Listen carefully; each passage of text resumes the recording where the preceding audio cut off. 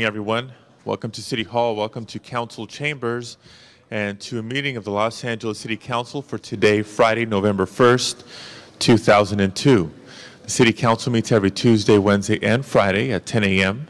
With a rare exception, and meetings are open to the public. We invite you all to join us and participate in local government.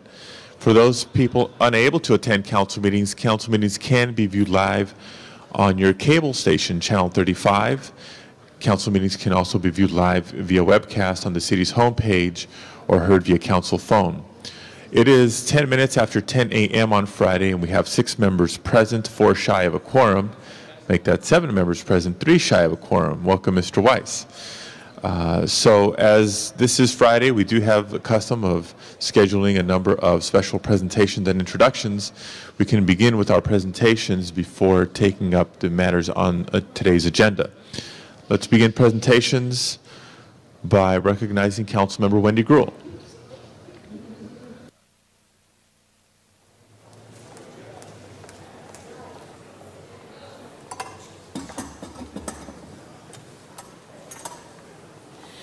Good morning, Mr. President and colleagues and our guests today. I have the distinct pleasure and honor to recognize, I believe, one of our great business leaders in the San Fernando Valley.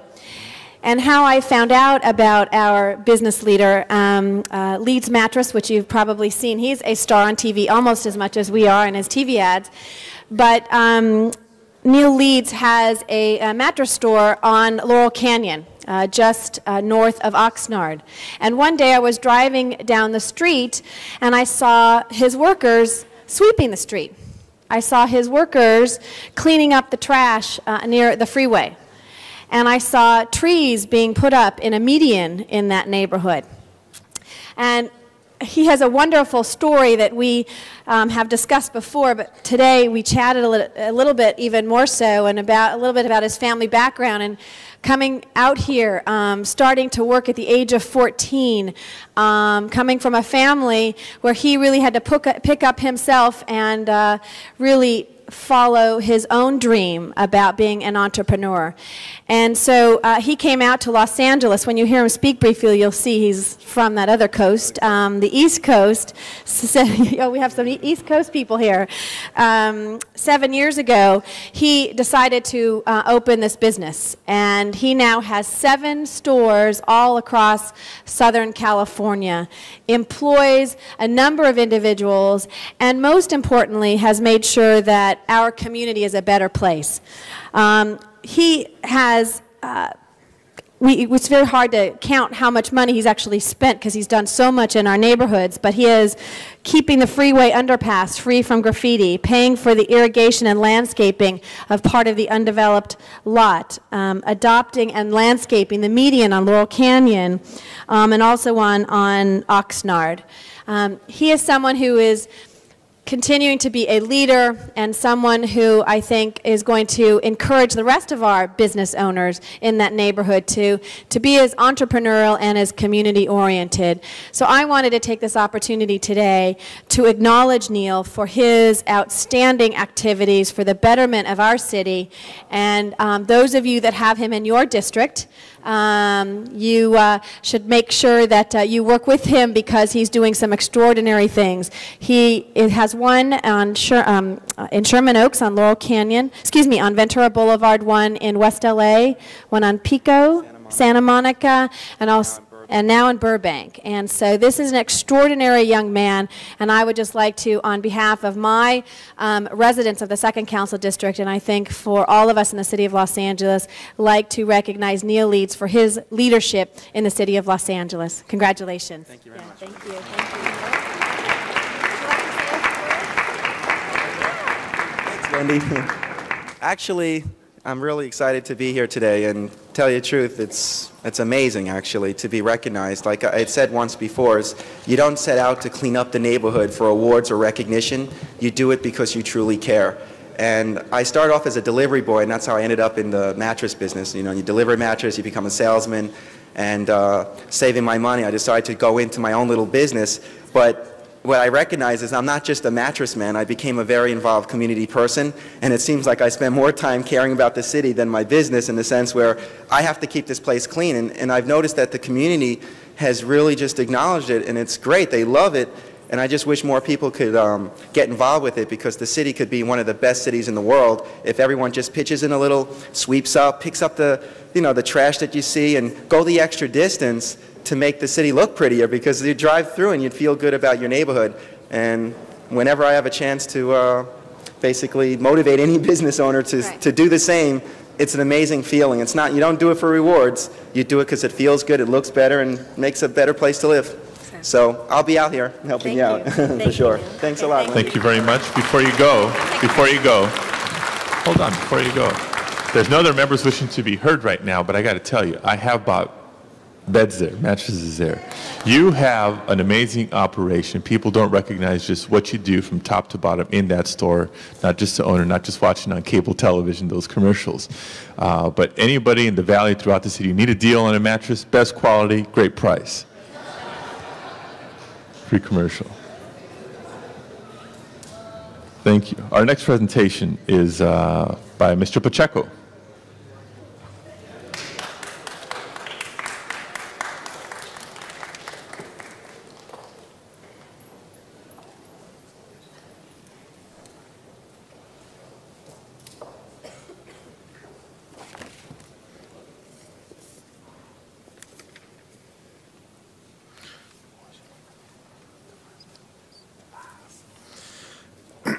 Good morning, colleagues. Mr. Council President, as you know, every year we have a tradition in the Latino community called Dia de los Muertos. Dia de los Muertos is a holiday celebrated throughout Mexico and dates back to the pre-Columbian pre-Columbian Mexico, 3,000 years. Roots of the celebration date to the indigenous ceremonies of the Aztecs, Mayans, and Toltecas. These civilizations believed that only in dying a human being was truly awake. When Christianity was introduced in the 16th century, the religion and its symbols became a part of the ancient ceremony. The ancient ceremony intertwined with All Saints' Day on November 1st, when it was believed that children returned to visit, and All Souls' Day on November 2nd, when adults returned to visit. Traditionally, it is a time when family members share memorable stories to commemorate their lives together. An altar is made and adorned with pictures, flowers, personal belongings, and favorite foods of the deceased. This morning, I'm very honored to present one of our special groups on the East Side, Self-Help Graphics. This particular group is always putting together something spectacular, usually an exhibit of some sort acknowledging our culture, our roots, and our history. Self-Help Graphics was incorporated in 1973 and has been the leading visual arts center serving the predominantly Chicano community of Los Angeles. Its mission is to foster and encourage the empowerment of local Chicano artists, to present Chicano art to all audiences through its programs and services, as well as to promote the rich cultural heritage and contribution of Chicano art and artists to the contemporary American experience. Through their art gallery, Galeria Otra Vez, they have presented artists from various regions of the United States, Mexico, and Latin America. Each year, artists have the opportunity to display their cultural heritage through the annual Dia de los Muertos celebration and exhibit. Today, we are honoring Self-Help Graphics because today will mark their 29th annual Dia de los Muertos, which commences today with a night of words, Noche de Palabra, a night of poetry reading and performance that will explore the themes of life, death, and Aztlán. Tomorrow, November 2nd, they will host the Day of the Dead procession, beginning at Cinco Puntos. The celebration will also include a Dia de los Muertos art exhibition that has become increasingly popular with all Angelino artists. For this annual event that continues to enrich our community pride and much more, I'd like to present Self-Help Graphics with this resolution. On behalf of the City of Los Angeles, let me read, now therefore be it resolved, by the adoption of this resolution, the Council of the City of Los Angeles does hereby commend Self-Help Graphics and Art Incorporated on its many years of dedication and commitment to the people of this great city. Through their outstanding service, leadership, and commitment, Self-Help Graphics and Art has made our city a better place in which to live. Congratulations on behalf of the City of Los Angeles.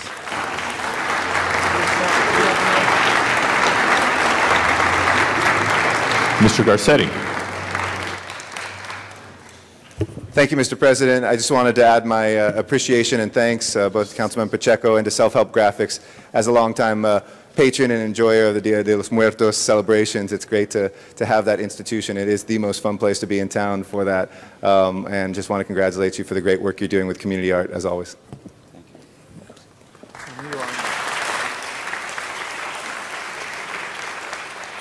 Good morning, Mr. President and distinguished members of the City Council, including young Eric Garcetti, who used to come with his father and his family when he was about my son's age, and we used to say, there goes the future city councilman.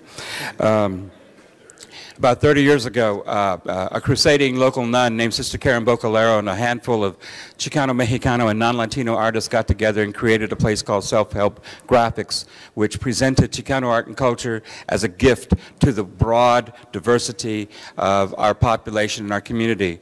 And for 30 years, we've been successful at continuing to do so.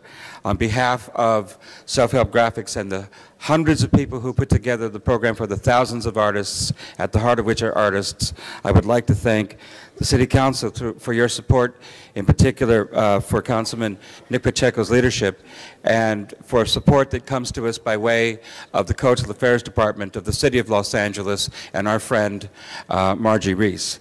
Your support and your acknowledgement of Dia de los Muertos means a great deal to our community and to all the people that we serve, and we humbly thank you. Oh, I'm Tomas Benitez. I'm Executive Director at Self-Help Graphics. Oh.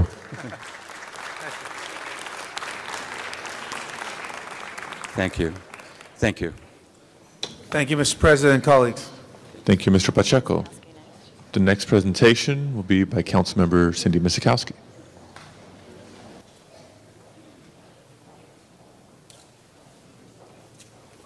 Oh, no, it's still dark?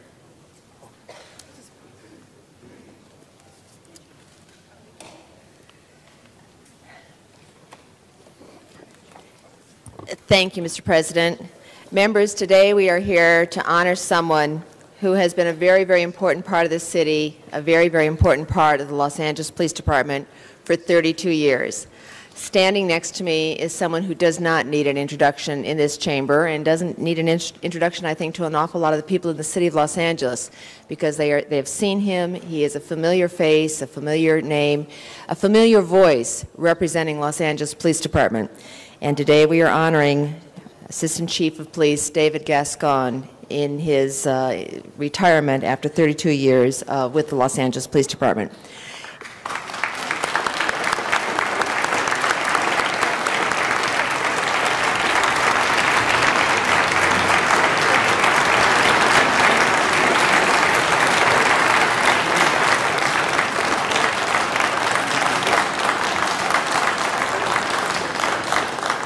I think that response, which was spontaneous, is part of an acknowledgement of this remarkable career. I'm going to take just a few moments to tell everyone a little bit about how it began, where it began, and things that perhaps were not known as much as what is known in the more recent years. Chief Gascon was born in the city of Los Angeles in San Pedro. He went to public schools in San Pedro. He went on and got all sorts of education, not only graduating from San Pedro High School, went to Los Angeles Harbor College, went on and continued his education throughout his career, receiving Police Administration Management Program certification at Northwestern, a Bachelor of Science degree at Cal State Long Beach, went on to Loyola Marymount University, University of California Riverside, received a Master's of Science degree from California Polytechnic Institute in Pomona. And he applied those educational experiences to innovation and an experience, just an incredibly broad breadth and depth of experience at LAPD. He joined Actually, he began his career in March 22nd, 1971, where he graduated from the academy with honors. He was the first recruit ever to receive perfect scores in all criminal law testing procedures throughout the academy. I'm surprised he didn't go on and get a law degree with that kind of background and knowledge. The array and variety of his assignments is almost unlimited. I don't think that there is a part of the Los Angeles Police Department that wasn't touched by his experience, his involvement, starting with narcotics, normal patrol assignments in Harbor and Newton, field training down in the Harbor, investigator assigned to Harbor. He made sergeant in 76 and was assigned to the Newton Street area, went to West LA and Operation South Bureau. When he was made a lieutenant in 1980, he went to South Traffic Division. He was as a captain assigned to 77th Patrol, Harbor Patrol, South Traffic Division, Southeast area. He was commander of the department's Community Affairs Group and the Human Resources Division. He was chief of staff to Police Chief Bayan Lewis, Bernard Parks, and continued under that position with Chief Pomeroy, who appointed him Assistant Chief of Police. As I said, his experience, his knowledge, his capabilities were always turned into something positive, something new, something that he saw stepped in and filled a position for the Los Angeles Police Department to further its professionalism, to further its management skills. While serving as captain in the Metropolitan Division, he recognized the department's weaknesses in handling certain situations and developed the department's unusual occurrence training program, something that the department has turned to time and again over the last 10 years. Whether it's DNC, whether it's earthquake reaction, it says that there are those special and unique times when we really need to work in a different kind of function. He developed the television program, LAPD, Life on the Beat, to bring real day-to-day life experiences of officers to the public, so the public got a better sense of what it means to be a police officer, how that police officer functions in our communities, with our communities. He developed the in-service training delivery plan, recognizing that after you leave the academy, you haven't learned all there is to know about policing. You need to keep up to date on new techniques, new innovation, new policies, and there needs to be an ongoing in-training division.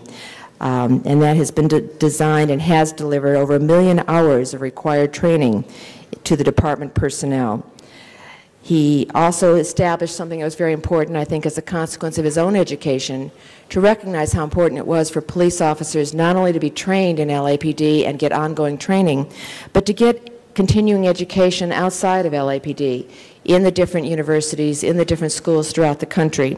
And he helped establish something that's now regularized in the budget, the revolving training fund, where officers get reimbursed and get assistance in going out and getting specific education outside of LAPD to bring back and make LAPD a better place.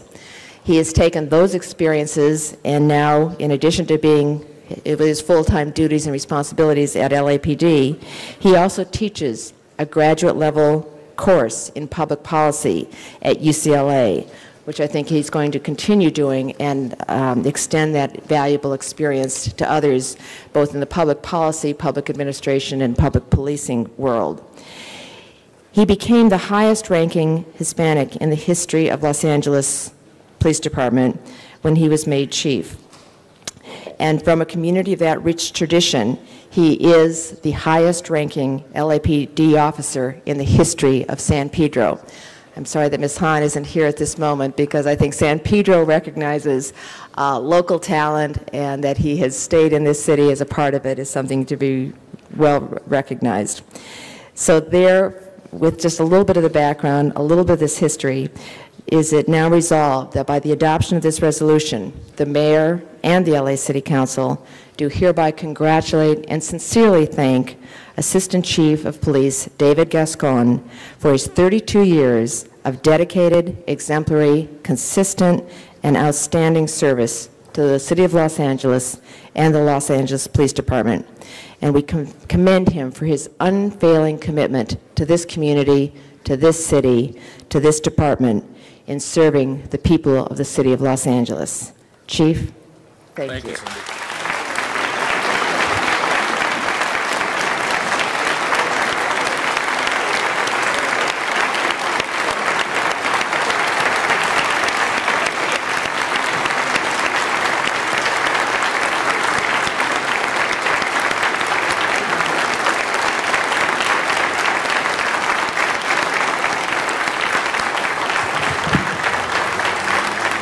Thank you, Mr. Reyes.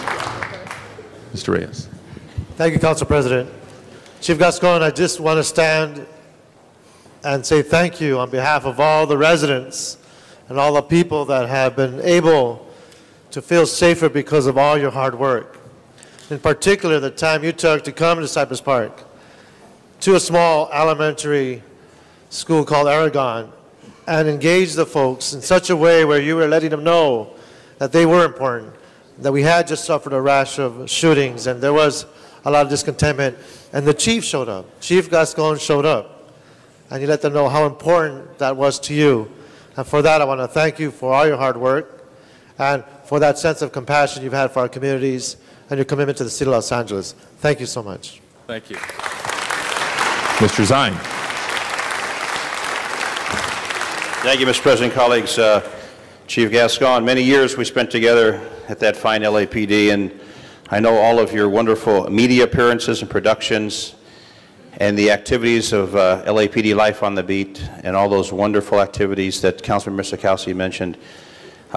South Traffic Division, when I was a motor officer and you were the captain, motor sergeant, you were a captain, and all the different programs we worked together over the many, many years. You look at decades as they've passed, and as those successes and the highs and the lows in our careers, and to see it come to that part where what's next, and I've heard news reports that movie productions, television productions, secrets of the LAPD, and you know all the secrets because from the activities, O.J. Simpson, and all the activities that have taken place during your career, and I share in that with you. And I know it's a day when you look at your history in the organization and your commitment, your dedication, your spirit, your enthusiasm, and then it comes to the final day when you say, now I'm retired. But believe me, Chief, there's life after LAPD. Whether it be the LA City Council or the motion pictures or whatever the path. I know it will be a successful path for you, and I wish you well into the years of retirement and best to you. Thank you, Dennis. Mr. Weiss. Thank you, Mr. President. And I was just listening to the remarks of my seatmate over here, Chief, who, as we all know, turned down a lucrative career in motion pictures to join us here on the LA City Council. I wish you a longer career in Hollywood and entertainment than Mr. Zine was able to enjoy. Although I don't know, maybe the Dennis Zine story, pitch that. I'll pay good money for a front row seat at that one. But we've been joined by our mayor, Mayor Hahn. Would you like to? I'd be happy to yield to you, Mike. You're sounding good so far. Let me tell you this, Chief. When I was in law school, contemplating a career in law enforcement, you were the face of the LAPD to me, and I found that very inspiring and very confidence building. When I joined this council after a short career in law enforcement, you were again the face of the LAPD to me. I greatly appreciated the opportunity that I had to work with you on many important issues, many which are still coming along the pike, and they're coming along the pike because of your efforts. I know of your dedication to law enforcement, your love of this city, and your tremendous, undying love for the department that you served so capably for decades. And I know that as you go forth to work in these other areas, that's one thing you will never lose, is your love for the men and women of the Los Angeles Police Department. And I know that you feel that with every bone in your body, every breath you take, and I wish you all the best success in the future. Congratulations, Chief. Thank you. Mr. Labange. Thank you, Mr. President, members of council, Council Member Cindy Misakowski. The way you spoke of that was great about David, and the fact that he's from San Pedro. And I know Janice Hahn is not here yet, but one of the great things about our community in Hull and our employees is they come from the neighborhoods. And David Gascon did, and he has his wonderful family here, which is so nice to see his wife and his mother and his brother and in-laws and no outlaws, but you got them all round up right before you left. But David, I want to thank you because you did take the job and you tried to do what you felt was best, and you brought focus and attention. You also worked closely with the Los Angeles Police Department Historical Society to tell the story, the complete story of the LAPD, including the dark moments that took place over the course of time. But the many more bright moments. So I just want to wish you well. You got a great voice. You could do radio. You could do television. You could do anything you want because you have a work ethic. So I wish you well in your new phase in your life and congratulate you for 31 years of service, being one of the great boys from San Pedro to come lead the LAPD. Thank you. Thank you, Mr. Labange. There are several other members still wishing to be heard, but I want to give the courtesy to our mayor and his precious time to be our next speaker. Thank you, Mr. President, members of the council. Chief Dave Gascon is a friend of mine, San Pedro neighbor, who I've relied upon over the years, both as city attorney and as mayor, to really give me the insight on public safety. His career is one that is like so many great careers in public service. He worked his way from the ground up, but he never lost his roots in San Pedro, a lifelong resident there.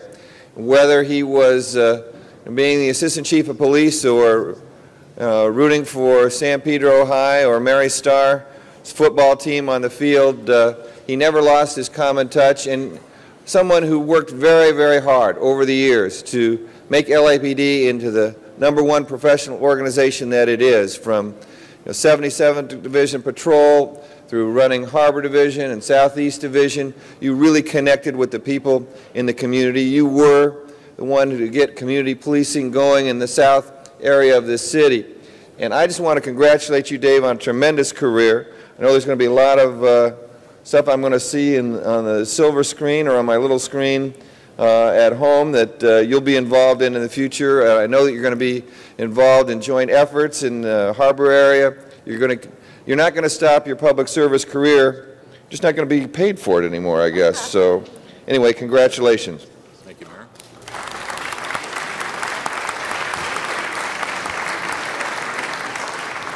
Chair recognizes Mr. Garcetti. Thank you, Mr. President. The reason I was running around a little bit during the presentation is we have a class of seniors here from Belmont High School, which right now I would hope everybody would recognize briefly. And when I was explaining how City Council works and what we were doing, I was able to tell them a little something about you. And I think for folks that grow up Echo Park area, it's where I live as well, to see the highest ranking member of LAPD who's of Latino descent is something that really inspires an entire community.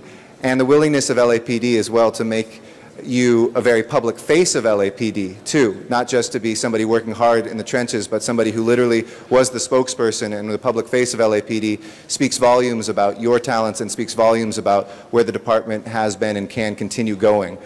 So I want to praise you for the great work that you've done, the counsel you've given me in the short time here, the fact that you put yourself out there for leadership too, and got as far as you did speaks volumes. And it's tough picking between equals of same stature, but I know that we would have been in great hands, as we always were when you were acting chief at times. So thank you for that service. We'll look forward to seeing you back here in City Hall, and thanks for inspiring all of us through your service in the Latino community. Thank you. Thank you.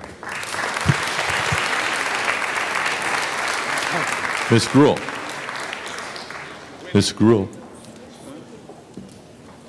Thank you, Mr. President. I too wanted to acknowledge Chief Gascon, who I've had the pleasure, and when I worked for Tom Bradley, we knew each other a little bit, and I'm just sad As I said to Marty Pomeroy the other day, that we didn't have as much of an opportunity to work together now that I'm a city council member, but you have really made a difference in the city. You will be sorely missed in Los Angeles, and you can tell by the reception you received from the crowd here and from all of our colleagues that you have made a difference in the city of Los Angeles. So I just wanted to add my words of congratulations. We look forward to working with you, and please don't be a stranger and come back and visit us. Thank you. Thank you. Mr. Labange. Yeah, Mr. President, I forgot to mention, one of my constituents wanted to be remembered to you, Kent McCord, who you know from Adam 12 Days, and he thinks so fondly of it. He's very involved in his neighborhood as well, but Kent McCord wanted to be remembered. Thank you, Mr. President. Thank you. Mr. Holden. Hi, Chief. Let me just tell you that I know how you feel. Yeah. There was a time when I was in the military, and you were defending the public's rights from criminals. I was a military police officer. And the time came when I had to be discharged from the military. And I had those bars, crossbars on my lapel, and I had to give them up. I had to go re-register my weapon, and I couldn't carry it anymore, not legally. And it felt like I was not just out of uniform, but I felt naked. And for those of you who have not had those experiences, you would know what I'm talking about, but the chief does. Today, you are the law enforcement officer and you're assistant chief. Sunday, it's all history. And you're going to feel some kind of a void. And you're going to wake up in the middle of the night thinking you still are in uniform and you're still on duty. But you won't be. But you always know that you have some friends here at City Hall. Just a few. You know.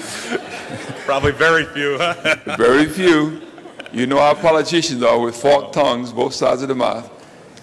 The fact of the matter is that you're hearing all these nice things said about you, and today they perhaps feel that way. But there are times when we can make a difference in terms of retaining the quality of law enforcement officers that we have on the job, who's been dedicating their lives for over the years and could have made that happen. One of my colleagues says, the highest ranking Latino police officer in the department, you've achieved that, assistant chief. You know, could have made a chief. You did apply for the job, and you do have the experience. The fact of the matter is that it's just not in the cards. And some of those things just happen in a person's life. When you look back and you say, it's just not in the cards. But you know what? As long as you've done your very best that you can for this city, and you have, you can always feel that you've been on the top of the world as relates to your activity within the department or in this society or in this community. And you will be recognized by those individuals who've shown the respect and the ones that you've served over the years for the job that you've done so well. We don't always see eye to eye, but that's the way it is in life. Otherwise, we one rubber stamp after one rubber stamp after one rubber stamp. But as you leave today to retire, remember that the world is not against you. It just gave you an opportunity to do the best job that you could do while you were in this department, and you did just that. But I can assure you, if you want to, there'll be some other community throughout the United States that will recognize your talent, your experience, as they did 15 other police officers from LAPD in the past few years and made them their chief. If they offer it to you, don't turn them down, because they'll have a good man on the job. Thank you. Ms. Hahn.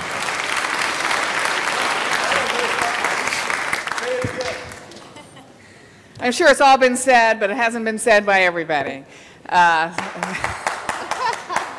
Mr. President's colleagues, thank you. I am glad I made it just in time to add my bit of congratulations and gratitude for the exemplary career that Dave Gascon has had in the Los Angeles Police Department.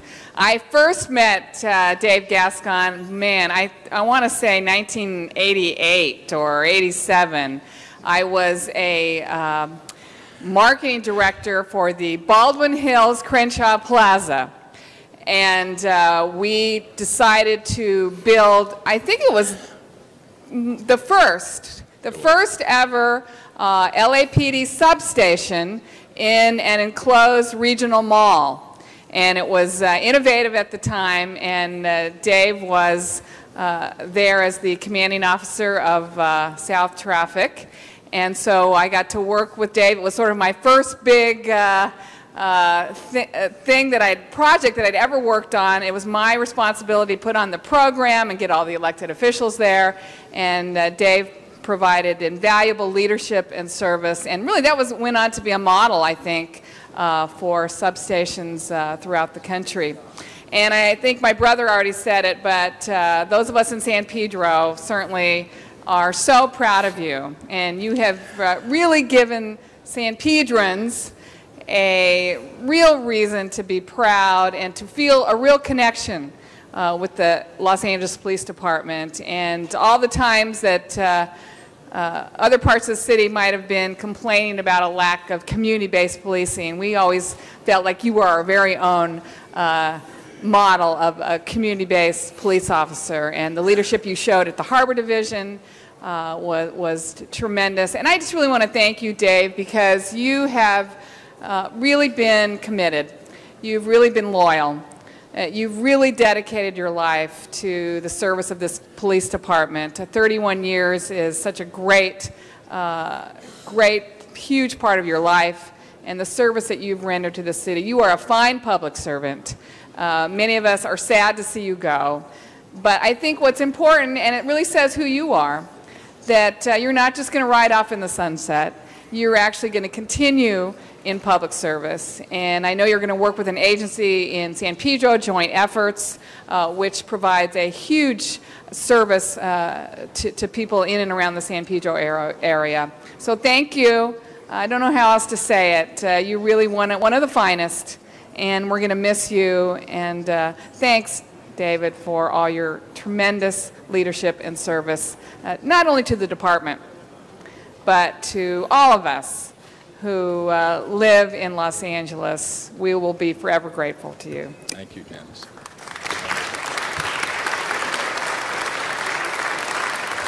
And finally, let me just add, I don't want to be repetitive, but I concur with everything my colleagues have said about the face of the LAPD for so many years, and your service during special circumstances throughout the city, would be it Democratic National Convention, Laker parades, 9/11, and so many other things. But if there's one thing I think I can add to that, is just a recognition of not only your experience as an individual, but whether it's political or otherwise, a recognition that you have served in the highest levels of the department through a number of chiefs.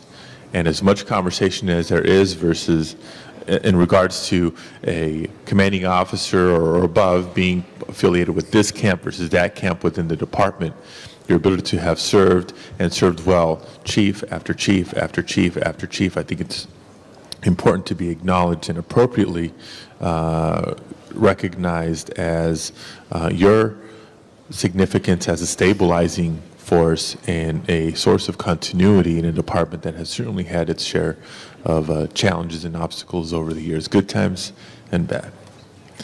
And I see our controller here. Borochek. Yes, thank you, Mr. President. I'm here to underscore what you and others just said, and I will not repeat. And Chief Gascon knows that I'm not only petite in stature, but I'm short on words.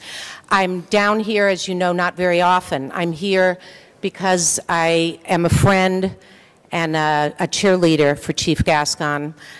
His loyalty, your support of me, of the department and the city has been stellar through the years. The friendship has meant a lot, and when I chaired Public Safety Committee, This gentleman was responsible for my finally reaching, I think, a very good and broad understanding of the police department. So for that, I also thank you, and have fun in your next life. Thank you.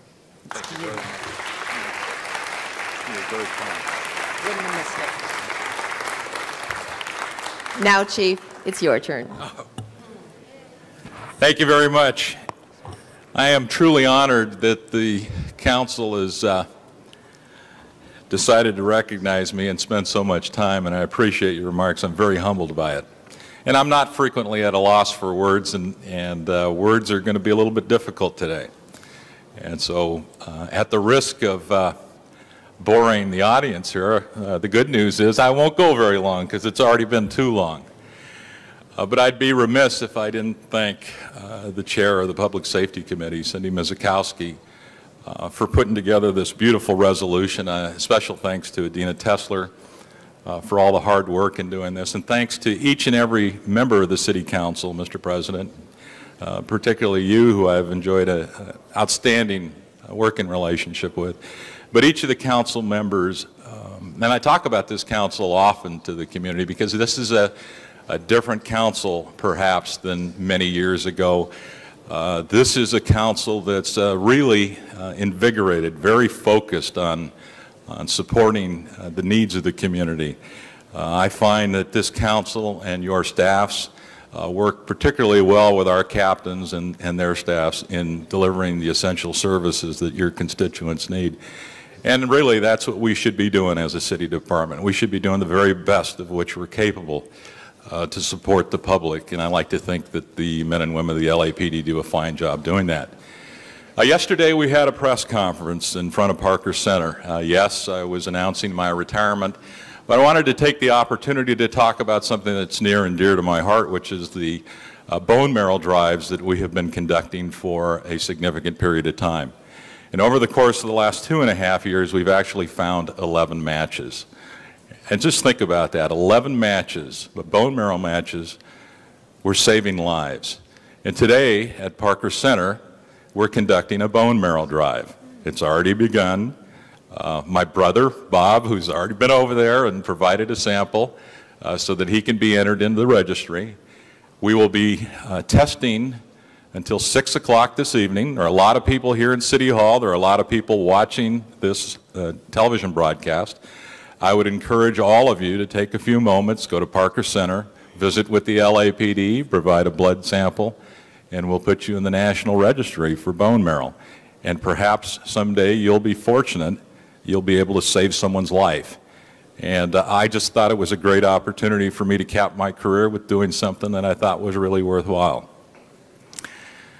Now, as to me, one of the questions asked yesterday by a reporter was, what were the toughest of times during your almost 32 years of a career?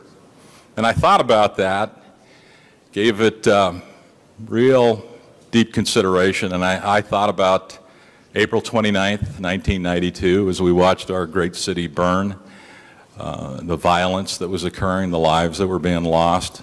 Many of us were, I guess you would say, in action on the front lines during that period of time, and it was very difficult. I thought about the first time I saw the Rodney King beating tape and how difficult that was for those of us. Chief Ron Bergman and I were working together when that came out, and we were absolutely devastated by that and the impact that we knew it would have on the department. But as I thought about that question, there's no doubt in my mind the most difficult times in my career were the times where we lost children in the field that we had to respond to, and the times that we lost police officers that died in the line of duty. And Marty Pomeroy and I, the last week he was here, we talked about one of those most difficult days was the day of the funeral for Tina Kerbrat, when her husband, who you know is an LA City firefighter, Tim Kerbrat, was with the two babies, and how difficult that was indeed. Phil Cuesta's widow with the babies. And it seems like over the years, so many of these young police officers have tiny children that they leave behind when they make the ultimate sacrifice. The tough days, those are the tough days. And because of that, I think it's always important that we remind everyone in this city and all of our elected officials to think kindly of the men and women of the Los Angeles Police Department, both the sworn and civilian members of the department. They are true public servants. They sometimes are called to sacrifice all their tomorrows. They're sometimes called upon to give their lives for this city. Please support them. Now, can I change my mind and stick around?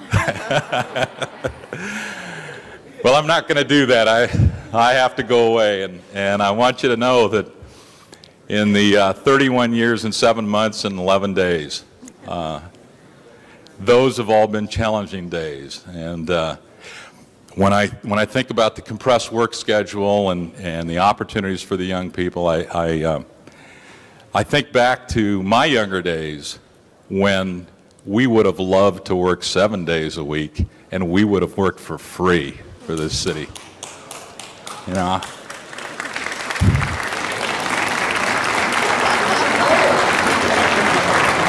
Now, we might be able to arrange that. And what's really bizarre is this last week I was supposed to be off. And I spent my days off here working and spending as much time as I can. And so I'm leaving, but it's like I'm leaving kicking and screaming like I don't want to go. But yet I do want to go. I do want to move on. And perhaps you haven't seen the last of me here. And no, it's not because I'm going to be running against Janice. I think Janice does a wonderful job supporting all of us in the harbor area.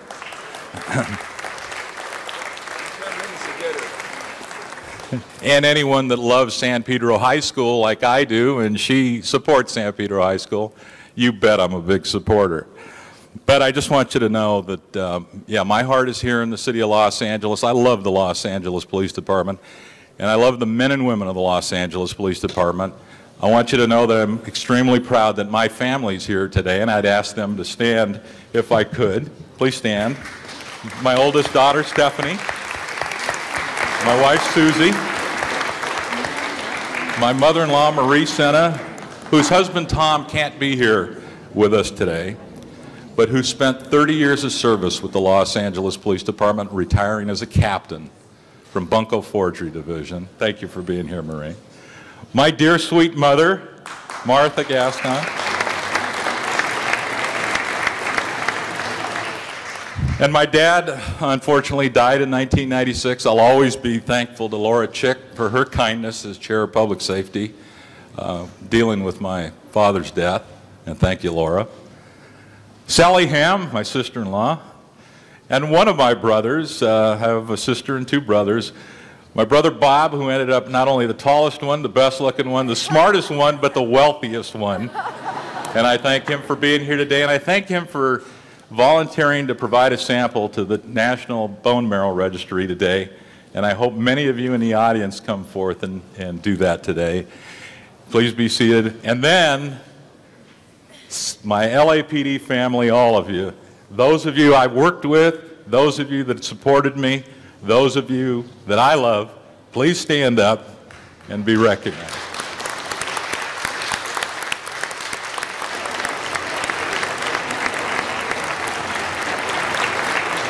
With that, Mr. President, I thank you very much. Thank you, Councilmember Mizikowski. Karen.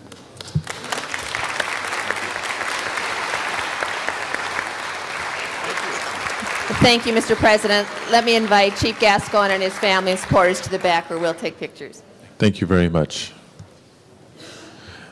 Members, unless there's an objection, we do have about 6 presentations left, but we do have a quorum, which we may not enjoy for several hours. So let's sweep through the agenda, call matters special, dispense with consent items, and then return to presentations.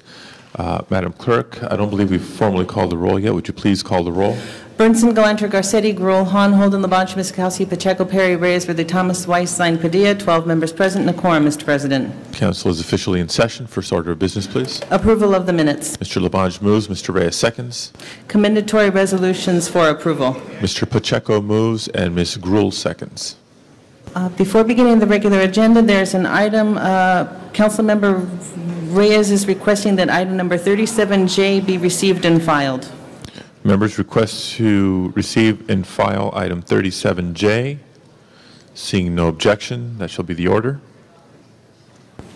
On the regular agenda, item number 1, I believe Councilmember Miskowski wants to request that matter to be received and filed. Okay, request to receive and file item number 1 from the regular meeting agenda.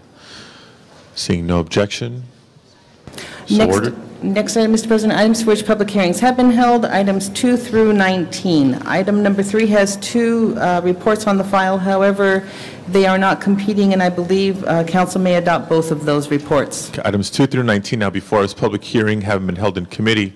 A motion from the floor would be required to reopen the public hearings. Members wishing to call any specials. Mr. Reyes? Council President, can you call item number 7 special, please? 7 call special by Mr. Reyes. Mr. Pacheco. Item number 3 call special by Mr. Pacheco. Any other specials? Items 2 through 19.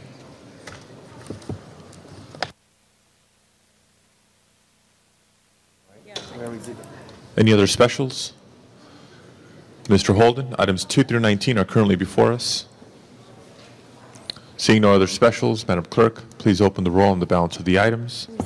Please close the roll and tabulate the vote. 12 ayes. Those matters are approved. Next item, please. Next items, items for which public hearings have not been held, items 20 through 43. Items 20 through 43 now before us. I do have cards from the public wishing to speak on items number 29. We'll call that special. Item 32, we'll call that special. Item 34, we'll call that special.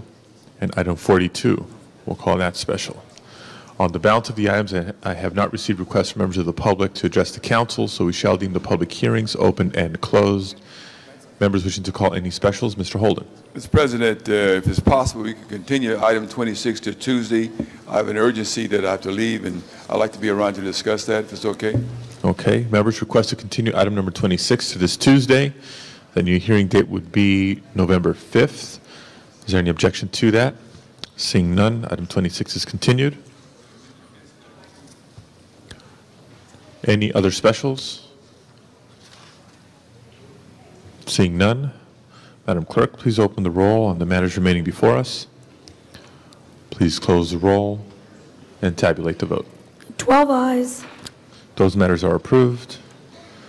Next item, please. Mr. President, that would be the end of the regular meeting agenda. Do you wish to recess the regular meeting and go into the special meeting? Let's temporarily recess the regular meeting, and Madam Clerk, would you please call the roll on the special meeting?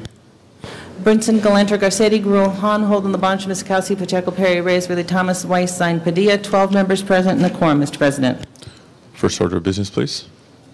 There are 2 items. Items 1 and 2 are items for which public hearings have been held. Item number 1, there are 2 reports on the file, and the recommendations do differ. Okay, so we'll need a motion from the floor on special meeting agenda item number 1. Special meeting agenda item number 2 is also before us. Public hearings haven't been held. A motion from the floor will be required to reopen the public hearing. Ms. Han, did you wish to be recognized, or Ms. Perry? One special. Special meeting agenda item number 1, call special by Ms. Han. And we will be needing a motion since we have multiple reports on that file. Ms. Perry. So would like to request that number 3 be received and filed. Okay, we're almost there. We have items 1 and 2 of the special meeting agenda before us. So what do you need? You need a motion to... On item number 1, we have differing committee reports. Oh. So we'll call that special. Mr. Yes. Holden? Mr. President, I'd like to move item 2 and adopt the committee report. Okay. Item 2 is remaining before us. Seeing nobody wishing to call that matter special, Madam Clerk, please open the roll on special meeting agenda item number 2. Please close the roll and tabulate the vote. 12 ayes. That is approved. We have special meeting agenda item number 3 now before us. We do have cards on this item. Ms. Perry, I believe you have a request to receive and file this item? Yeah. Yes, they've agreed to receive and file as well. They understand. Okay. Merrill's Larry Green, we're going to receive and file this item. Are you okay with that? All right. Thank you, Larry. Thank you. Any objection to receiving and filing special meeting agenda item number 3? Seeing none, so ordered. So I believe what we can do now is hold all items called special on the desk from both the special meeting agenda and the regular meeting agenda, and return now to presentations. Our next presentation to be conducted by Councilmember Weiss.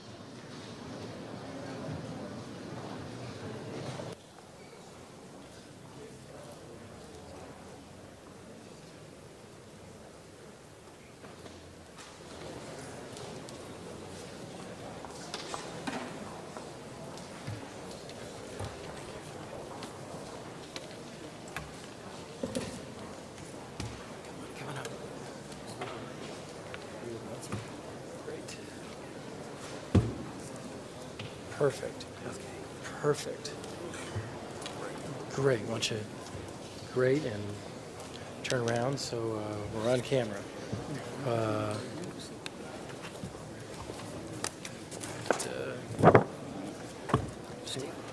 Just turn to your left a little bit. Perfect. Great. Thank you. Thank you very much, Mr. President. Colleagues, today is White Cane Safety Day, which is a day that is sponsored in part by the National Federation of the Blind to encourage opportunity for blind citizens and to encourage a better understanding of blindness by the seeing public. And I'm joined here by Chad Allen, who is a volunteer with the LA chapter of the National Federation of the Blind, Robert Steigel, the president of the San Fernando Valley chapter of the National Federation of the Blind, and Era Trice, also from the San Fernando Valley chapter. I'd like to tell you a little bit about what we're doing today and why we are honoring them and noting that today is White Cane Safety Day. Every blind citizen has the right to use a white cane or a guide dog. It's a right. It's a legal right. We enforce that within the city, and we ought to make certain that as we go out in the community that all entities that we come into contact with, public or private, recognize and endorse that right. White canes and guide dogs help blind citizens to work productively, to move freely and safely throughout the society and throughout their place of business. And we need to make sure that people understand that. We need to make sure that motorists understand that blind citizens need to be given an opportunity to have the right of way. I'm also joined as well at the podium by Frida Eisenman, who's also with the groups I've mentioned a few moments ago. We also want employers to understand that blind citizens have diverse and very valuable skills and that they can provide an awful lot of value to companies and industry throughout Southern California. The message for blind children and blind youth in our society is a simple one. If you believe you can do the job, there are very few jobs that blind people cannot do in our society. And it is important that we do everything we can at the city level to encourage and provide additional opportunities for those individuals in our society who happen to be blind. And so today, I'm joining with all of you and our Mayor, Jim Hahn, in recognizing the National Federation of the Blind and recognizing that today is White Cane Safety Day and encouraging blind citizens to continue to prosper and succeed in our society and encourage the rest of us to make sure we do everything in our power to ensure that they do succeed and to ensure that their rights are respected. Thank you, colleagues, and thank you for joining me in recognizing them. Mr. Garcetti. Thank you, Mr. President, and thank you very much, Mr. Weiss, for this great honoring, and congratulations to the Federation as well. Very pleased to have the Braille Institute in my district, the headquarters. I have many of my cards made out in Braille, and for all the council members, too, we can do that here. The City of Los Angeles has that capacity. You give them some of the cards and make sure that they get Braille put on them as well. And as somebody who, many years ago, Larry will appreciate this, Melrose Larry Green, the film star that he is, I was able to have the lead in an after-school special called Follow My Leader, and be trained not only in using a cane, but also a seeing eye dog. And it's so critical to raise that awareness. We assume that it's always there, but for so many people and for young generations as well, it's critical that we continue doing those educational programs, putting that in our media as well. And I really want to praise Mr. Weiss for raising our awareness today and that of the general public. So congratulations. We're now going to hear from Chad Allen. Ladies and gentlemen, I want to thank you very much for this honor to be able to receive a proclamation in council. My name is Chad Allen, and I am a member of the National Federation of the Blind of California. The NFB has been a symbol for me to be able to achieve the freedom in which is very challenging in order to overcome with the issues of blindness. But once you find out that there are other successful blind people in the community and you start to learn how the blind does the things that they do in order to travel and use Braille and to be able to access our technological world that we live in today, we find more and more through our own brethren the opportunity to be able to do the things that we wish to do and to be able to achieve the goals in which we wish to achieve. The cane, for me, stands for a symbol of freedom. When I walk the streets, I have the right to be able to go wherever I want to go. I'm originally from New England, so I have the opportunity to be able to walk the cobblestone roads of New England, to be able to cross through the icy roads of the state of Colorado, and eventually to be able to get myself to the smooth, star-studded granite sidewalks of Hollywood Boulevard. And I just want to thank all of you for this proclamation, and I want to thank the National Federation of the Blind for everything that they've done for me. One more thing that I'd like to say really quick is that we are providing an opportunity for the community to get closer to the blind and to be able to understand more of the issues that the blind deal with in the Los Angeles area. We have a celebration that we are going to be having at the Harmony Gold called Celebrate Life on November 16th. I encourage all of you to be able to be informed about this event and to be able to participate in the things that the National Federation of the Blind of California does, because of the fact that the National Federation of the Blind has its cornerstone in California. Thank you. Thank you, Chad. Thank you, Mr. President. Mr. President, for the benefit of further presentations, there's an awful lot of noise back here in the chamber. I'd ask if you could ask for order. Thank you very much. Guards, if we can request your assistance, please. Thank you, Mr. Weiss, for this presentation. Our next presentation, Mr. Reyes.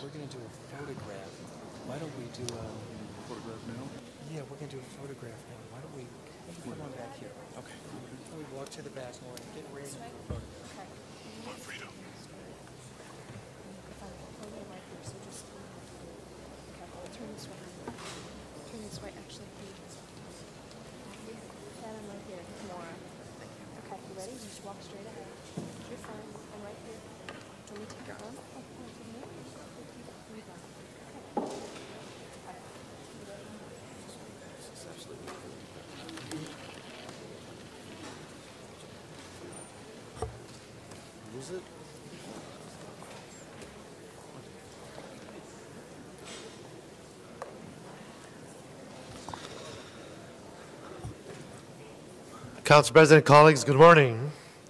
It's near noontime. But I think it's great that we have the opportunity to acknowledge all that is great about Los Angeles, our personnel and the programs that we have. Members of the council, I keep repeating the theme of original suburbs because I think it's important that we continue to recognize the history of this city and how is it that we as a council promote that history. It's with that in mind that it gives me great pleasure to introduce to you this morning members of the Highland Park Heritage Trust who are standing with me today. The mission of the Highland Park Heritage Trust is to preserve the heritage of the Los Angeles Arroyo Seco communities through education, advocacy, and preservation projects for the benefit of present and future generations. For those of you who may not know, Los Angeles Arroyo Seco communities consists of Highland Park, Garvanza, Mount Washington, Herman, and Montecito Heights. Over the years, the Heritage Trust has educated thousands of Angelenos on the wonderful historic and cultural resources located in Northeast Los Angeles through walk tours, award programs, newsletters, workshops, videos, and other educational programs. For the past 2 decades, the Heritage Trust has consistently provided community-based resident advocacy for the protection of all historic and cultural resources and for the use of historic preservation as a way for community revitalization. In 1998, the Heritage Trust created a project fund called Operation SAVE to directly assist the rehabilitation of local historic resources, mainly the community's intact single-family homes ranging from Victorian to Craftsman to modern architecture.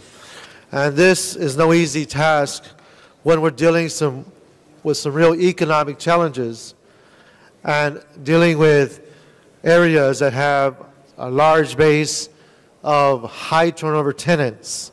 So to bring landlords into focus is indeed sometimes a Herculean effort. They were instrumental in the creation of the Highland Park Historic Preservation Overlay Zone, containing over 2,000 contributing structures. Established in 1994 as the largest HPOZ in the city and the first to contain commercial buildings. They have received the 1998 President's Award from the California Preservation Foundation. They have produced annual events, including an architectural home tour of a community awards celebration for the past 15 years. And there's a long list of accomplishments they have achieved. I could go on. And the reason that we are bringing them here today is because this year marks their 20th anniversary. And when you understand that they have been doing all of this as a nonprofit completely through the work of volunteers, consisting mostly of local residents since its founding, then I know we can all agree that we have something special. And right now, its members with me include Nicole Possert, the president, Michael Sarshevsky, vice president, Juliet Sharshevsky, secretary, Virginia Neely, founding member and current board member, Rod Smith, current board member, Charlie Fisher, current board member, and Frank Perallo, who's one of the founding members. Can you join us today? Okay. He's a retired planner, as a matter of fact. But you know, council members, it's not only about preservation. They've been engaged in some very contentious environments that had to do with how we improve our quality of life. In my experience, in 10 years working with the community in the trenches, they've been involved in improving the goal line. They've been involved in creating transit-oriented district. They've been involved in how we deal with safety issues. So it's been a comprehensive approach to how we revitalize our historic neighborhoods. And for that, I want to thank them all. To me, Highland Park, Councilman LaBonge gave us a map of the history of all the communities that were annexed over time. And Highland Park is one of the first suburbs. And as such, today we've been able to bring in, through the support of the mayor's office, a Target Neighborhood Initiative, historic lights, historic road lamps, historic furniture. We've been able to improve facades along the buildings. And now we are in a position to hopefully invite a satellite school to the Figueroa corridor to stimulate our economy there.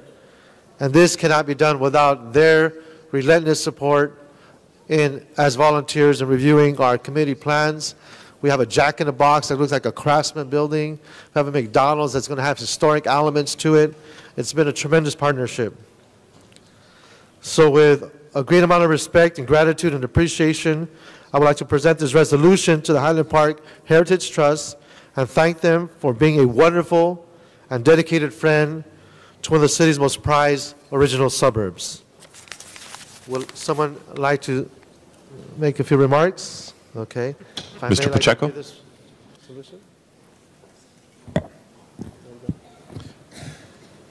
Mr. President, colleagues, I just wanted to join Councilman Reyes in commending the Highland Park Heritage Trust Fund. They do great work in Highland Park and have inspired other groups in the surrounding areas to pursue similar types of efforts to preserve the fabric of their neighborhoods that we currently enjoy in the northeast part of Los Angeles. Congratulations.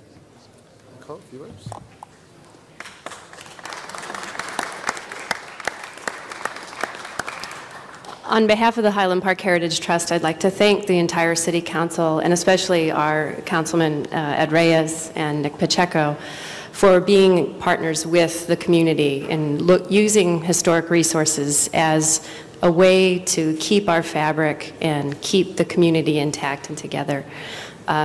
I'd like to invite all of you to come and visit the lush and wondrous rolling hills of the unique part of Los Angeles that is the Arroyo Seco and where our community resides. And with that, I just say thank you. Thank you, Council President.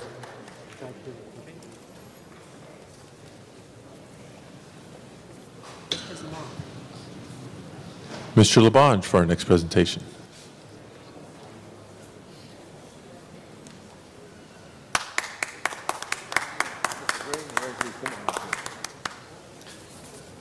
Thank you, Mr. President, members of council. As often from time to time, we have people from around the world visiting our city. We have a very special delegation from one of our sister cities of St. Petersburg, Russia. They're here today. Thank you. They're here today on a sponsored tour by the Library of Congress, visiting universities throughout Southern California, touring our own central library, and I hope you go down on the 4th floor and see Mr. Gleason, who runs all the maps. There's great old maps of Los Angeles there. And if you see Carolyn Cole, she's a librarian who handles all the historic pictures.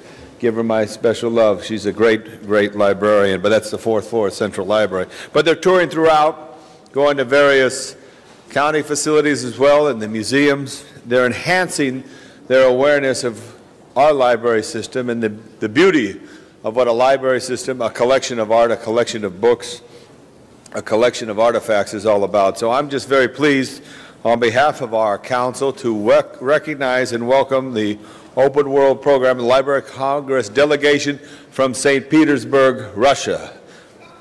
And I'll get your name in a second. No, I'll tell your name. I'm going to get very good help because my Russian is not as good as my English, and my English is not as good as it should be. So, Ludmila Amandova. Aldova. Okay. Okay. Parav. Well, hi all, and we are truly honored to be here. And well, like already we were represented here, we're here on Open World program, and it's really a wonderful program because it gives us an opportunity to see how the people live here in the United States of America. And I hope that our teachers will share their experience with the teachers here in the States. And let me introduce the people who are the members of my delegation. Andrei Lamin. He is the Vice Director of Federation of Internet Education of St. Petersburg office. Here is this gentleman right here. Yes. So let me introduce Lyubov Lisitsina, the Federation of Internet Education, St. Petersburg office, the Director. This lady is right here. Well, then Sergei Stafeev, the Dean of Natural Science Faculty, PhD Professor, Head of the Physics Department, St. Petersburg. Yes. Larry liked physics. Well, and we have one more here. It's Irina Kapustina. It's from St. Petersburg Trade Economic Institute. She is also a PhD. Thank you very much for this wonderful opportunity to be here today with you. Thank you. Thank you very much. We're going to take a quick photo right here. Okay. Come up here real quick, if you could, Raymond. Come on in here. Get right in there. Get up in front here. Don't be hidden. Good job. Okay, good job. Thank you all. Thank you very much. Thank you very right much. back there. We're Yes. going to do that here. And Mr. President, members of council, if I may follow through on that welcome from an international delegation from St. Petersburg, I'd like to call on someone who's been with us for many, many years in our Department of Transportation, Mr. Robert Takasaki, who's retiring.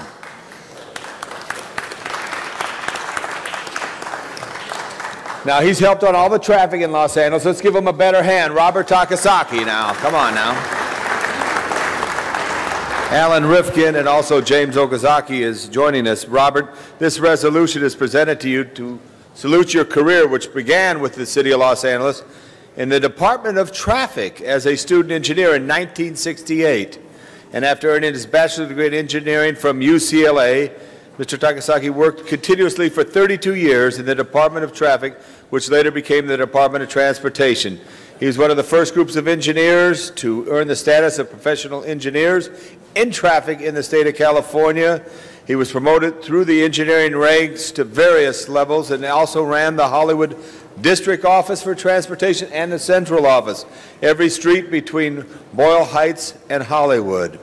He has completed his career in supervising many various projects, including the Hollywood Highland Project, the Grove, the Harbor Gateway, the Barham Corridor Project, and numerous projects of development in Districts 1, 5, 8, 9, 10, 13, 14, and 15. Mr. Takasaki is enormously respected from both his engineering abilities and his integrity by his fellow traffic engineers, not just from with our own department, but from Caltrans and other agencies as well. He has been a dedicated husband to the lovely wife, Adele, and devoted father to their 3 children throughout the years. I want to salute him with this proclamation for over 3 decades of great service to the City of Los Angeles, Mr. Robert Takasaki, traffic engineer par excellence. We're going to have James Okazaki. And I'd like to ask Mr. President if James Okazaki, Assistant General Manager, and Alan Rifkin would say just a few words on behalf of the department right now. Well, Mr. LeBron, let me recognize prior to them Councilmember Reyes. Okay, good. Mr. President. Hold on a second. Mr. Reyes. Mr. Hernandez. Let's see, Mr. Reyes.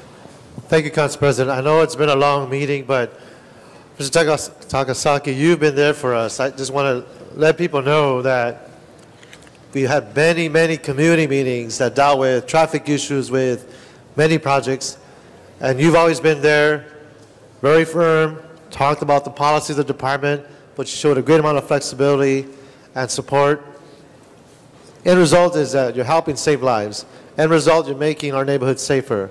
And that, to me, is just as important as how much we support our men and women in blue in saving lives. The traffic engineering, the traffic input, the positive impact you've had has been tremendous over the years I've worked with you. And I just want to thank you for your great work and everything you've done, because you've taken a lot of heat, you've taken a lot of bullets, and you stood there standing. So thank you so much. Thank you. Alan Rifkin. Mr. President and members of council, on behalf of the Department of Transportation, we want to acknowledge Robert Takasaki's service, 34 years actually to the city, and we're going to lose our most valuable player. He's one of the unsung heroes. He's touched every project in downtown Hollywood. All of the controversial ones, there's Robert working behind, and we just want to wish him well on his retirement, and great congratulations. Thank you very much. Robert, good. If you want to say something? Mr. President and members of the City Council, I want to thank you very much for this council proclamation. I'm honored by this proclamation. As I indicated, I've been with the city over 34 years, and I've enjoyed every minute of it. And I move on, I look forward to moving on to my next phase in life. Thank you. Thank you, Mr. President. Let's go on the left. Thank you, Mr. Labange. For our final presentation, the chair recognizes Councilmember Garcetti.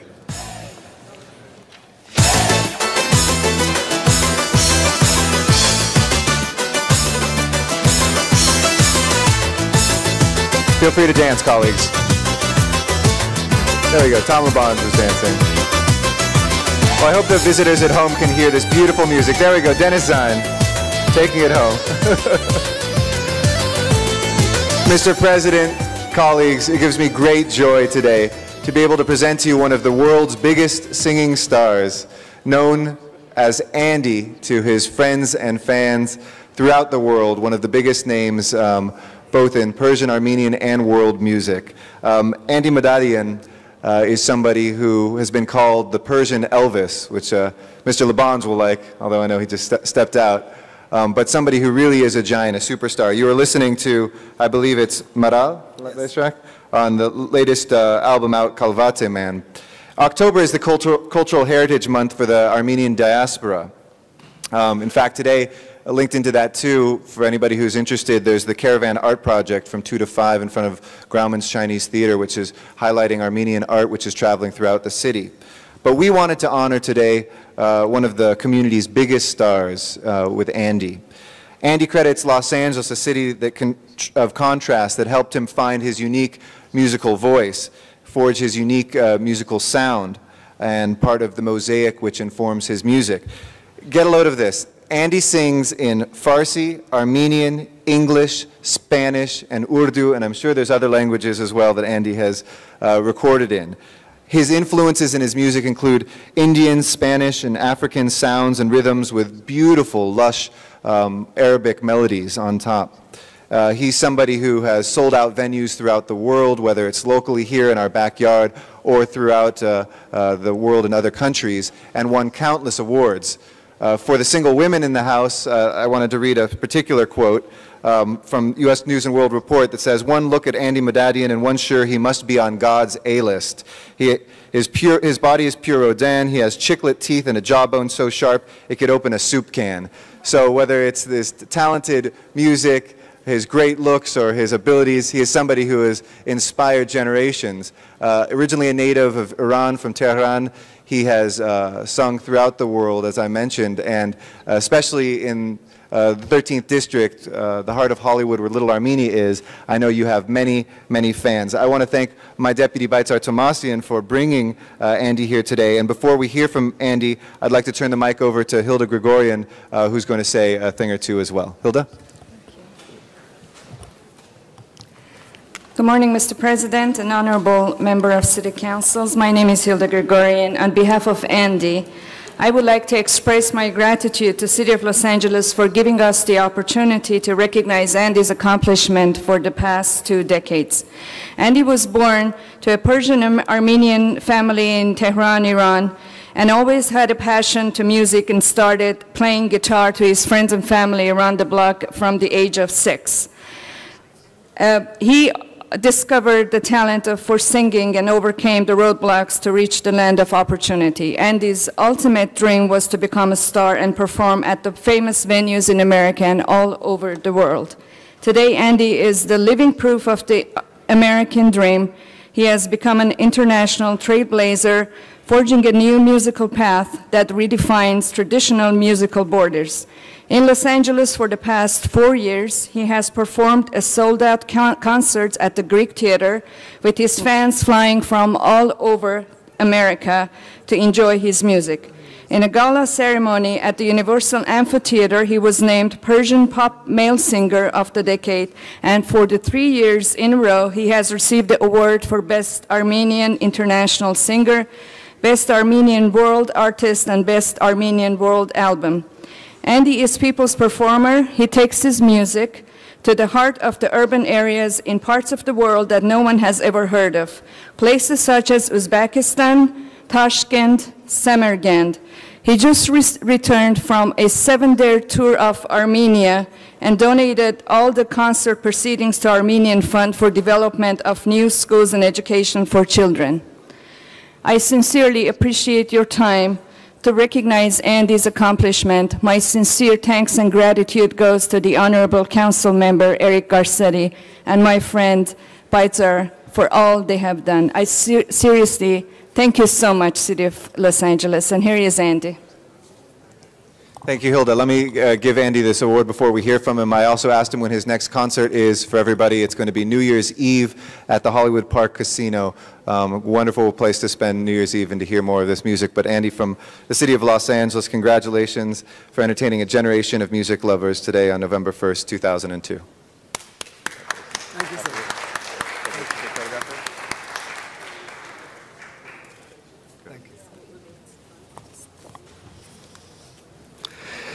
Thank you so much. This is a great honor for me. I came to Los Angeles with not a dollar in my pocket. The great people of Los Angeles sheltered me, helped me go through schools, and helped me grow in this beautiful town. I appreciate everything that the people of Los Angeles and God has given me in this beautiful city. I will do my best to bring, hopefully, more business to this city to help our people grow. Thank you so much.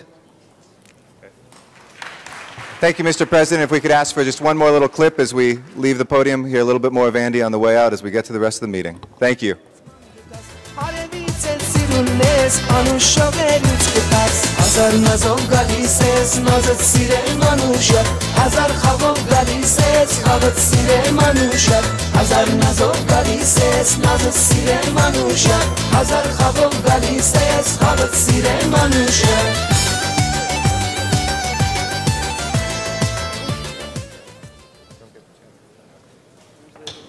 Thank you, Mr. Garcetti. This concludes the presentation segment of our agenda.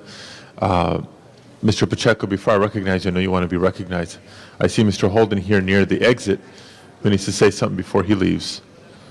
Mr. President, members, item 26, I asked that it be continued to next Tuesday. I want to reconsider that action, and we can discuss it today. Thank you, Mr. Holden. Is there a second? Mr. Misakowski seconds. Let's open the roll on reconsideration. Let's close the roll and tabulate the vote. 12 ayes. Item 26 is reconsidered, and we shall call that matter special. Mr. Pacheco. Mr. President, colleagues, I've spoken with the Council President on item number 42 and worked out a game plan to have it continue to next Friday, and would like only a courtesy to give our guest from Barrio Action an opportunity to be heard. So I ask that we take that out of order at this time, Mr. President. Is there an objection to that, members? To take item 42 out of order with the understanding we'll hear from members of the public today, but this matter will be continued, not acted upon today, but will be continued for, I believe, 1 week, I heard Mr. Pacheco say. Seeing no objection, then let me call forward Tammy Membreño, followed by Maria Chavez, Alfredo Reyes, and Sherry Franklin. There's more cards, but let's start with that group of folks first. If you're here, please come forward at this time.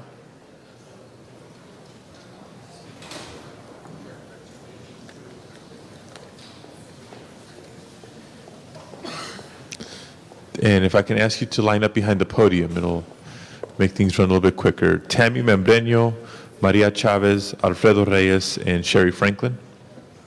Go ahead. Good morning. My name is Tammy Membreño. I'm the Executive Director for Barrio Action Youth and Family Center.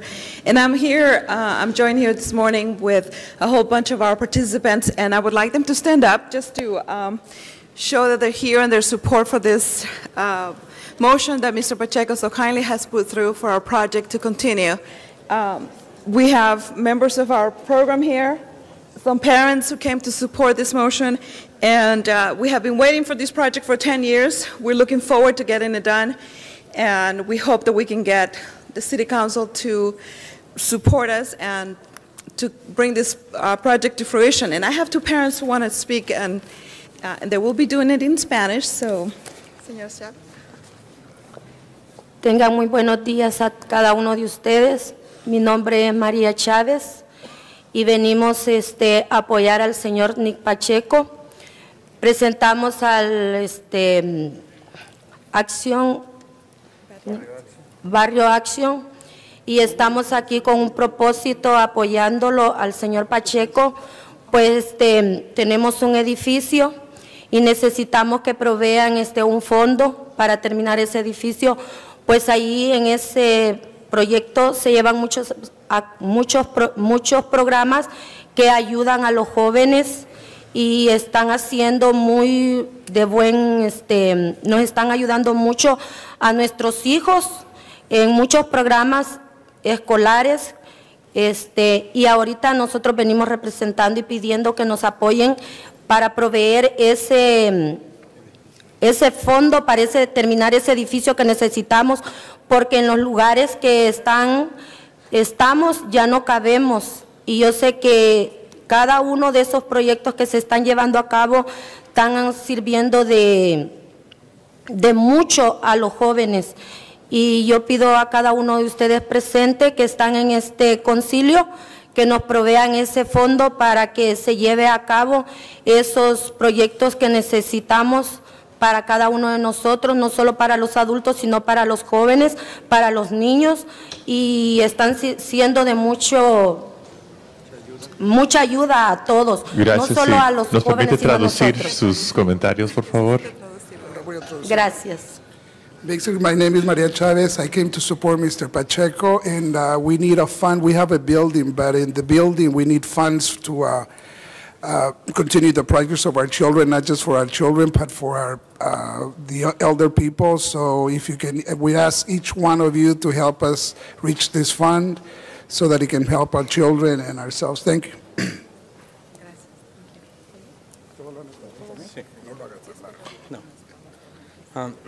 Mi nombre es Alfredo Reyes y venimos a apoyar a nuestro concejal Nick Pacheco para conseguir los fondos para la construcción del edificio de Barrio Acción. Es necesario, lo necesitamos mucho ese edificio, ya que ahí nos imparten clases a nosotros los padres de cómo educar a los hijos. Y es mejor prevenir que lamentar. Gracias. We came to support.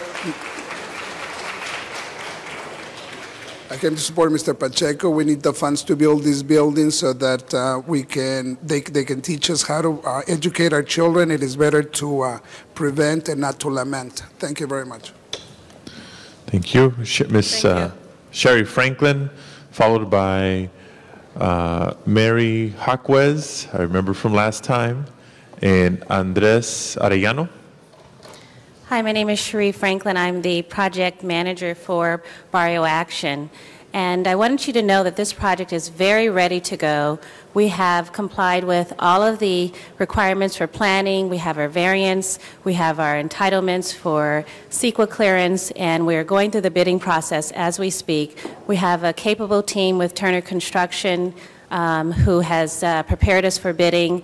We've met with all of the different city departments to make sure that we'll be able to build a very quality project in a timely fashion.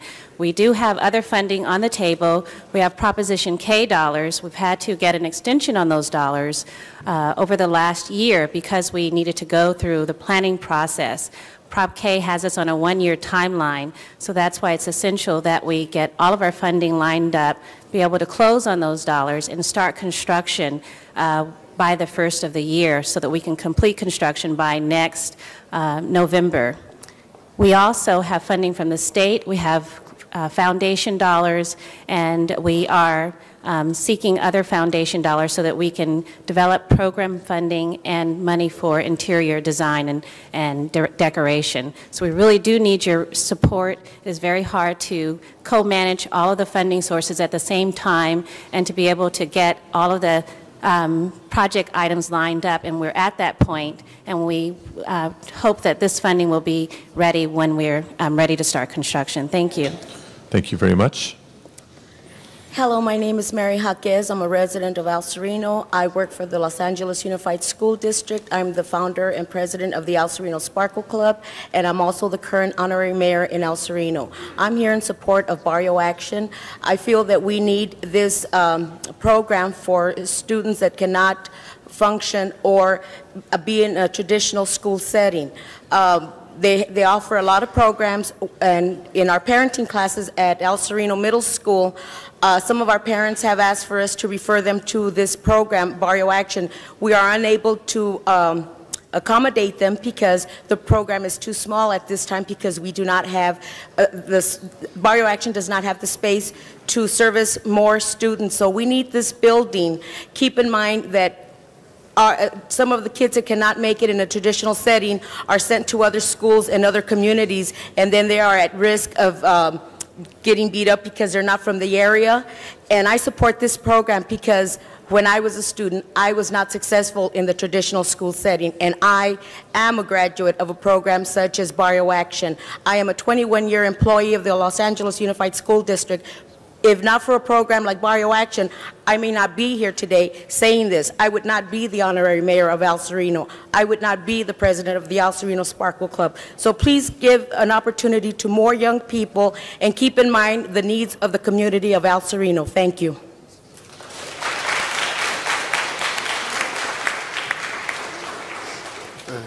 All right, good morning. My name is Andres Ariano. I am here to support Mr. Pacheco's efforts to help us get our youth and family center because we need it. We need to have a place to go. There's not a whole lot of place to go when we need help. This center is like a second home to us. You'll be doing us a great favor, so please support us. Thank you for your time. Thank you very much. This concludes public comment on this item for today.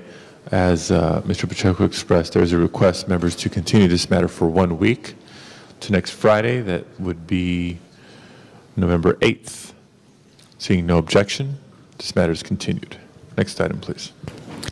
Next item, Mr. President, call special item number 3, call special by Council Member Pacheco, and there are 2 reports on the file. Mr. Pacheco, item number 3.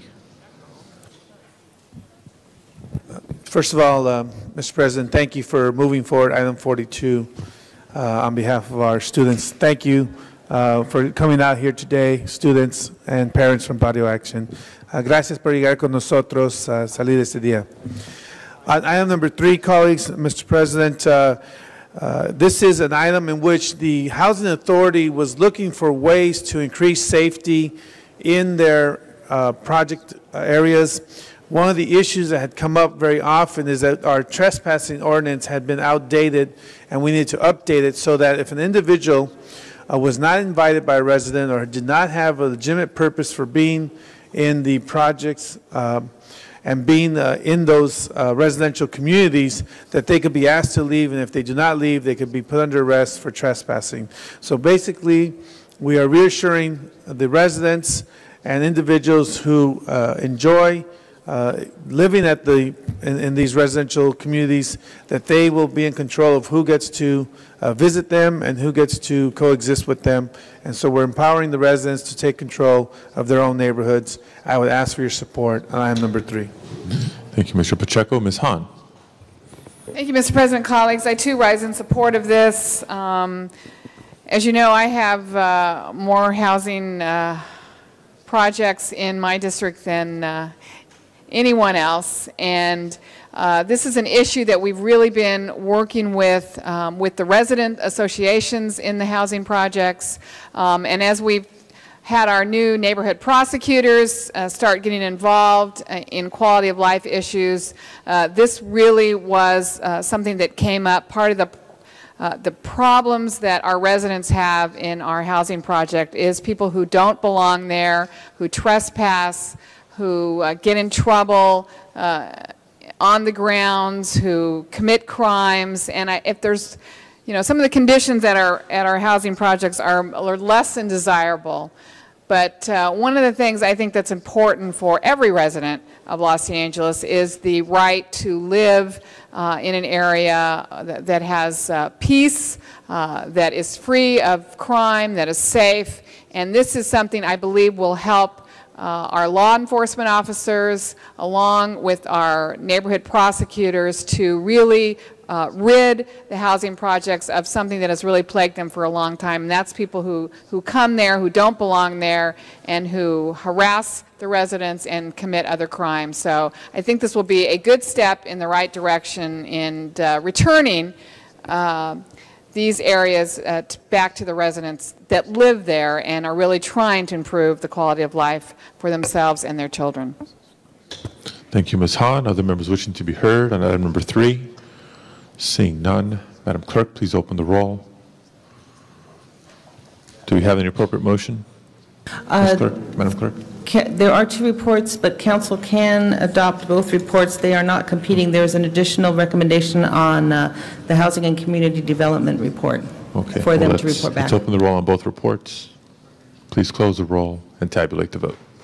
11 ayes. That is approved. And the ordinance is over 1 week. Next item, please. Next item, Mr. President, item number 7, called special by Councilmember Reyes, and there are 2 amending motions on the file. Mr. Reyes. Yes, thank you. This is an amendment basically that instructs the Department of Aging, with the assistance of the CLA and the CAO, to identify funds for the Chinese Committee on Aging in the amount of $140,000 to allow this group to continue to provide services to the community.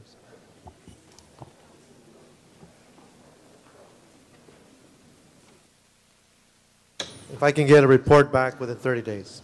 Okay. Mr. Weiss. Thank you, Mr. President. I want to join Mr. Reyes in that request. I know how hard he and his staff have been fighting for that particular service center.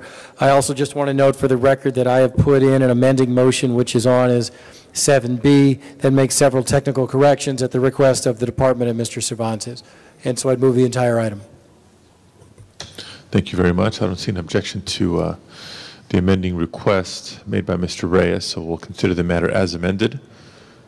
Other members wishing to be heard? Seeing none, Madam Clerk, please open the roll on item 7 as amended. Please close the roll and tabulate the vote. 11 ayes. That is approved. Next item, please. Next item, Mr. President, item number 26 was called special, and I believe the CAO report has been distributed to the council members. Ms. Misikowski. Thank you, Mr. President. I would like to ask the CAO and the CLA's office to come forward. Members, this is the issue that we discussed a little bit last week and asked for a report back. There is a report that's signed by Mr. Fujioka and Mr. Deaton on the implications of responding to the Los Angeles County MTA's request for proposals to provide transit community policing services. As you all recall, we are currently in a contract, I believe a 5-year contract. That contract is soon to expire, and MTA has put out a request for proposals as to whether or not LAPD wants to respond according to the conditions and the criteria in the RFP put out by MTA.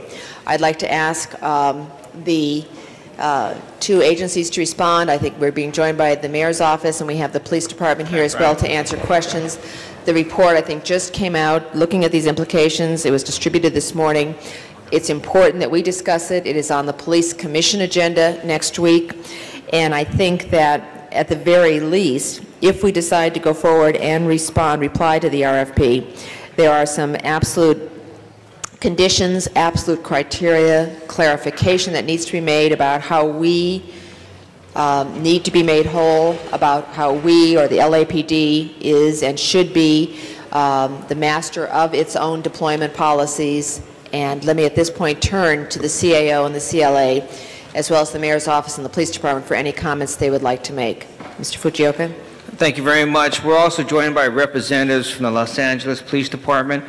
What you have before you is a memo from our office and your chief legislative analyst, which provides some background information related to the current contract with MTA, but also requests your support on 7 significant points that would impact the service we provide to MTA, and but more importantly, the proposal we would submit to MTA to provide contractual transit policing services.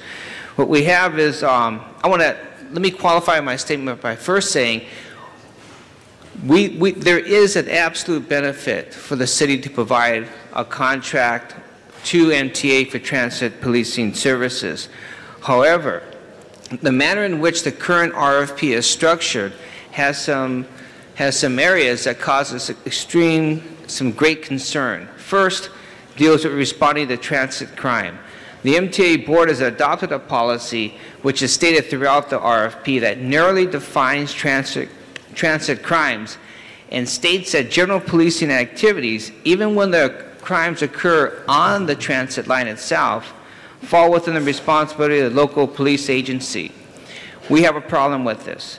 We feel that if your council should authorize LAPD and our respective officers to go forward with an RFP, we should clearly explain LAPD's approach to responding to transit crimes, as well as the cities to provide only additional resources at the direction of the chief of police.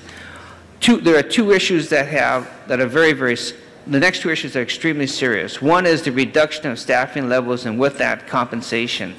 The RFP clearly states that the MTA will have the ability to reduce the budget and staffing levels without our consent due to their own budgetary constraints. This is totally unacceptable. We need to state our clear objections to this language. The third is a unilateral control over staff selection and deployment. The RFP states that the MTA's chief of security and not our chief of police would have the authority to determine deployment. They'll also have the authority to select the head of the transit group and other key members of the transit staff. Now that's in direct violation of three sections of our charter, which clearly states that the police department, board of police commissioners, and the chief of police have sole discretion over the selection of staff and deployment. Next is an issue regarding civilian fare checkers. Through the RFP, they would want us to hire civilian fare checkers. There's some significant liability and employee relations issues. We're asking that through our proposal, we notify the MTA of the decision, of the city's decision not to provide civilian fare checkers, but state that we will work with their checkers that MTA employs. Next has to do with work stoppage. The RFP states in the event of a strike or a work stoppage, the MTA will allow, the RFP will allow MTA to send back our employees without compensation. So in the event there's a strike, say for the drivers, for a prolonged period of time, they would send back our transit police to be redeployed on a temporary basis, which would have a detrimental cost implications to the city. That is something we need to take a very strong position on. That is absolutely unacceptable. Next is full cost recovery. The RFP makes repeated references to services that the MTA expects the LAPD to provide free of charge. For example, that would include the bomb squad, anti-terrorism division, the mountain unit, SWAT, other specialized units.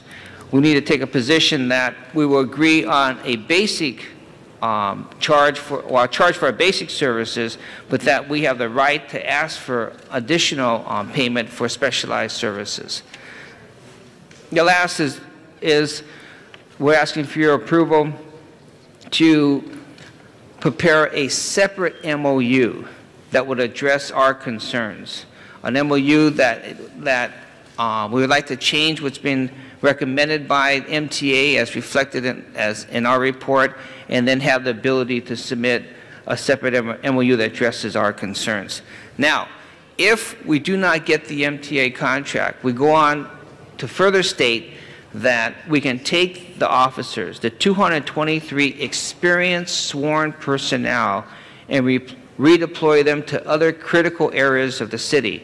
And so although there will be a financial consequence of not getting the MTA contract, there is a benefit to through the deployment of experienced staff, both sworn and civilian, to other critical areas throughout the department. And so today we come to you with recommendations stated on page 5. I won't read them, but basically we're asking for your support in the event you decide to direct the LAPD to go forward with this contract, to support our 7 key points as stated in our report. Anything else? Anyone want to add anything? I would just add to that. Again, the RFP is going to have to come back. PD continues to work on refining the actual staffing numbers and the cost proposals, so the council will have the RFP before it at that time. So our intent is to move forward in developing a response to the RFP that reflects these key issues. If I could just ask quickly the mayor and the Los Angeles Police Department if you concur with the recommendations as outlined by Mr. Fujioka. Yes, we do. Let me just unequivocally say that the mayor is in favor of having the LAPD respond to the RFP and having the LAPD serve as one of the security providers for the system. We're aware and have been working with LAPD along with the CAO and CLA for the past several months to ensure that our issues are addressed. Our preference is that we do in fact respond to the RFP, but that we not waive these 5 areas, and that we explicitly state in our response to the RFP that we have issues with this area. We believe that in our discussions with the MTA, they've somewhat stated this, that these are areas that we may be able to negotiate during the negotiation phase. So we would prefer to respond to the RFP. We think it's a better system, a safer system with the LAPD involved. We have a unique, extraordinary piece of equipment to offer to the MTA, and that we have a new chief of police here in LAPD who used to be a transit chief in New York, and we think that his expertise would be great on the MTA system. Thank you. Commander Hansen? Yes, I think I would agree with just about everything that's been said here. The issue about civilian fare checkers, we have explored some other opportunities of perhaps subcontracting with security. I don't know the legal ramifications of that. We're just trying to be as responsive as we can to the RFP, but if the council so directs, then we won't explore that avenue. Well, I think it would be worthwhile to explore that because I think it's in concert with what the CAO has suggested.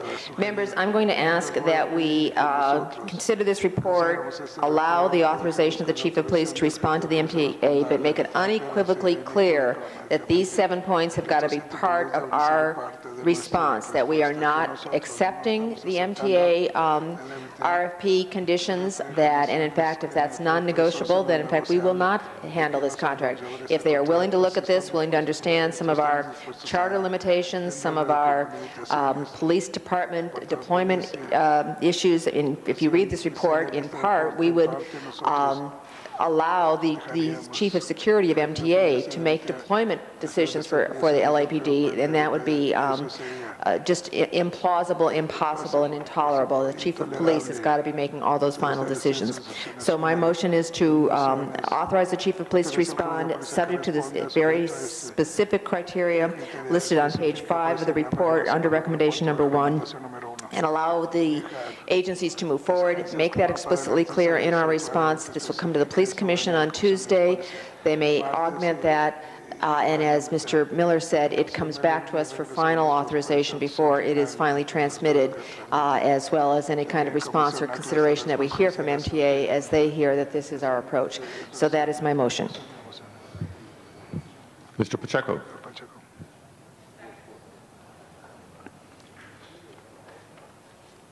Mr. Zine. Mr. Zine passes. Other members wishing to be heard on this item? Seeing none, we have Ms. Misikowski's motion before us. Madam Clerk, please open the roll. Please close the roll and tabulate the vote. 11 ayes. Item 26 is approved. Forthwith, please. Next item. Item number 29 was called special for a card from the public. Item 29 now before us. Council calls forward Melrose Larry Green. I'm going to keep it very, very brief. In fact, I'm going to take 32 and 34 off the record. I'm going to combine them all in one in the interest of time. But I'll talk very briefly. You know, a lot of you don't know this, but I took governmental accounting in college, and I actually passed my CPA exam. So I know a little bit about fund accounting. Now look, a freeze is a freeze, all right? There's a hiring freeze. We have 10 items on the agenda, many of which are passed already, to exempt certain categories from hiring freezes. And there's one thing that a lot of you out there don't even know what I'm talking about, and I can't teach you governmental accounting in 10 seconds. But I want you to understand that just because an item has no impact on the general fund, and just because there might be money in other funds, doesn't mean you have to spend the money. So I don't support exempting all these hiring freezes, and I think that there should be more analysis to each and every one as to why these particular exemptions should be had. And furthermore, if the money is going to be transferred from one fund to another, let's transfer money into funds to hire, train, and recruit more police in the city of LA. So that's my point. A lot of these are to do with the Ethics Commission, Department of Sanitation, Department of Housing. If you're going to exempt them all, why have the hiring freeze to begin with? I'm reminded of a commercial on TV years ago with an old lady with a hamburger saying, "Where's the beef?" That's all I'm saying. I'm done. In the interest of time. So 32 and 34 is more of the same. Okay, thank you. Thank you. Larry Green, thank you. Thank you, Mr. Green. This closes public comment on this item, as well as 32 and 34. Madam Clerk, on item 29, I see no members wishing to be heard. Let's open the roll, close the roll, and tabulate the vote. 11 ayes. Item 29 is approved. Next item, please. Mr. President, did you want to vote on 32 and 34 also at the same time? I have a card recently submitted on item 34. Let's hear from a member of the public on item 32. Are there members wishing to be heard on item 32? Seeing none, let's open the roll, close the roll, and tabulate the vote. 11 ayes. That is approved. 34 now before us. Do you have one other speaker card on item 34? Brian Quincy Hutchings. Evening, President, Council. I just want to say, the last speaker made a ridiculous argument. I mean, okay, you have an exemption. Of course you can have exemptions to a hard and fast rule, a freeze. I mean, that's why you deliberate. Thank you. Thank you very much. This concludes public comment on item 34. Members wishing to be heard? Seeing none, Madam Clerk, please open the roll. Please close the roll and tabulate the vote. 11 ayes. That is approved. Madam Clerk, does that conclude the regular meeting agenda? Yes, it does. Let us return to the items called special on the special meeting agenda. On the special meeting agenda, item number 1 was called special. There are 2 reports on the file. Ms. Hahn. Item number 1 of the special meeting. First of all, I'd like to move the Budget and Finance report and receive and file the Education and Neighborhoods report. Do I have a second on my? Thank you. Okay. That was easy. And that was easy. And colleagues, this is really important, and I am glad it is finally before us. I'm telling you, when we were on the Charter Reform Commission and we talked about creating neighborhood councils, I think all of us assumed that one of the first and foremost things we would do as a city would be able to give them some sort of funding that would allow them to incorporate, that would allow them to function, that would allow them to do basic duties in terms of organizing and being certified. And it is here before us today. And as you know, part of the budget that we passed included $3 million specifically to help fund neighborhood certified neighborhood councils. And we are now, what is now before us is the first $50,000 grant that we will be allowing neighborhood councils to apply for. Each certified neighborhood council will be able to apply for the first $50,000 grant. I believe we're going to be giving them at 12,500 increments, and these funds will be able to be used independently by the neighborhood councils. The neighborhood councils will be able to decide how they spend that money in terms of projects in the neighborhood, in terms of organizational needs. Basically, this will, in my opinion, this will empower our neighborhood councils as nothing else that we have done so far. As you all know, money is power, and for neighborhood councils to be able to determine on their own how they want to spend this money in their neighborhood is a huge step towards really allowing them to be independent, to be powerful, and most importantly, to be in control of the destiny of their own neighborhoods. And I believe this money will go a long way towards really improving communities and neighborhoods. And I'm so pleased that it is on our agenda item today before us. I hope you will all vote enthusiastically in support of this, and I want to thank those people who came down here today from neighborhood councils in support of this.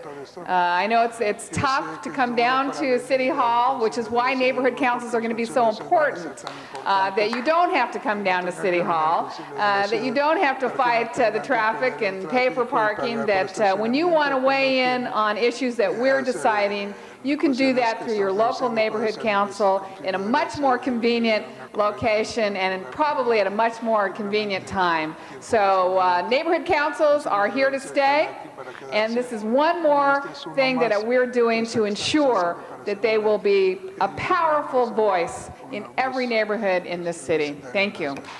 Thank you, Ms. Hahn. Mr. Zine, followed by Ms. Gruhl. Thank you, Mr. President, colleagues.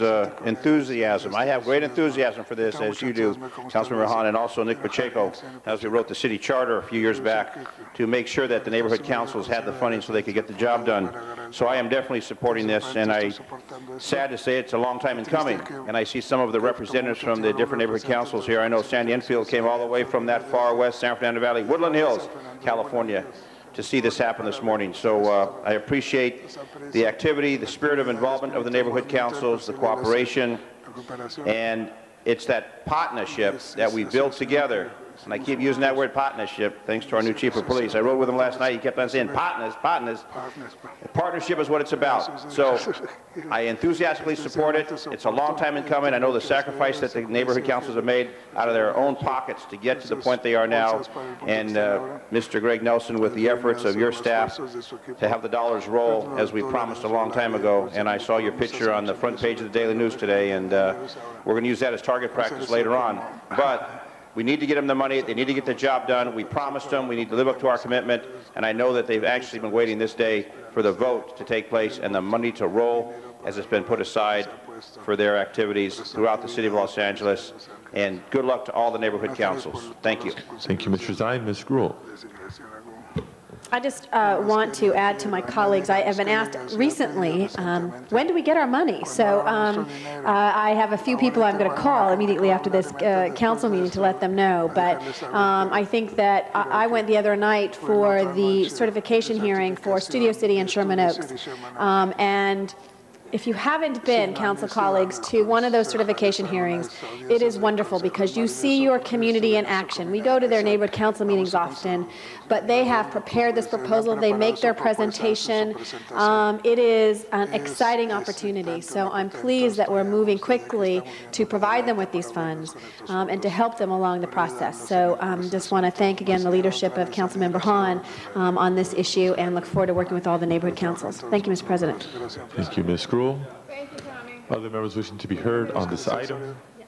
Seeing none, Madam Clerk, please open the roll. Please close the roll and tabulate the vote. 11 ayes. That is approved. Let's send this forthwith. Mr. President, it's an ordinance, and the ordinance is over second reading next week. We're shy one vote, Ms. Hahn. This carries over for a second reading. Let me also, Madam Clerk, before we completely dispense with this item, read into the record the names of people who came on this item. Public hearing has been held in committee, but we want to thank Bill Upchurch, Sandy Enfield, Brian Hutchings, and Charles Edwards for being here in favor of this item. Next item, please. Mr. President, do you wish to adjourn the special meeting? If that concludes the special meeting agenda items, let's adjourn the special meeting. Return to the regular meeting. On the regular meeting agenda, this is the time for comments from the public on items not on council's agenda. Okay, council calls forward Melrose Larry Green, followed by Eric Priestley. I'm going to keep it very brief in the interest of time. I just wanted to commend the LAPD for what they did last night in Hollywood. We all heard John Walsh yelling and screaming how woe is me, the sky is falling, about what was going to happen on Halloween. Nothing happened on Halloween. We had a wonderful time on Hollywood Boulevard. I went into the party where you pay $10 and I was with everybody else. There wasn't any problems, and there were all kinds of people at both events. But I particularly want to commend Chief Kalish, David Kalish from the LAPD, and all of his men and women who were there last night, and Captain Finley from Hollywood, and Officer Healy, who found out from the same area of Brooklyn as I am, and all the cops. It was wonderful. You had to be there. Dennis, I only wish that you could have been there with Tom and Chief Bratton to be signing autographs and meeting everybody, because what happened last night is something which I've loved. The people not only loved the LAPD, but they were posing for photos with the cops, one after the other. And that's really important. Believe me, you've turned the tide. I'm not wasting words here. You've turned the tide. You've done a great job in getting Bill Bratton here. I put this hat on in his honor. It's been a great week. People leave. They come and go in organizations. We have a lot of great cops in this city. Thank you, Dennis Zinehouse, Padilla, Tom Labonte, everybody else. And remember, you got a good guy in David Kalish. Hold on to this guy. And I hope you're watching this, Chief Bratton. Thank you. I'm done. Thank you.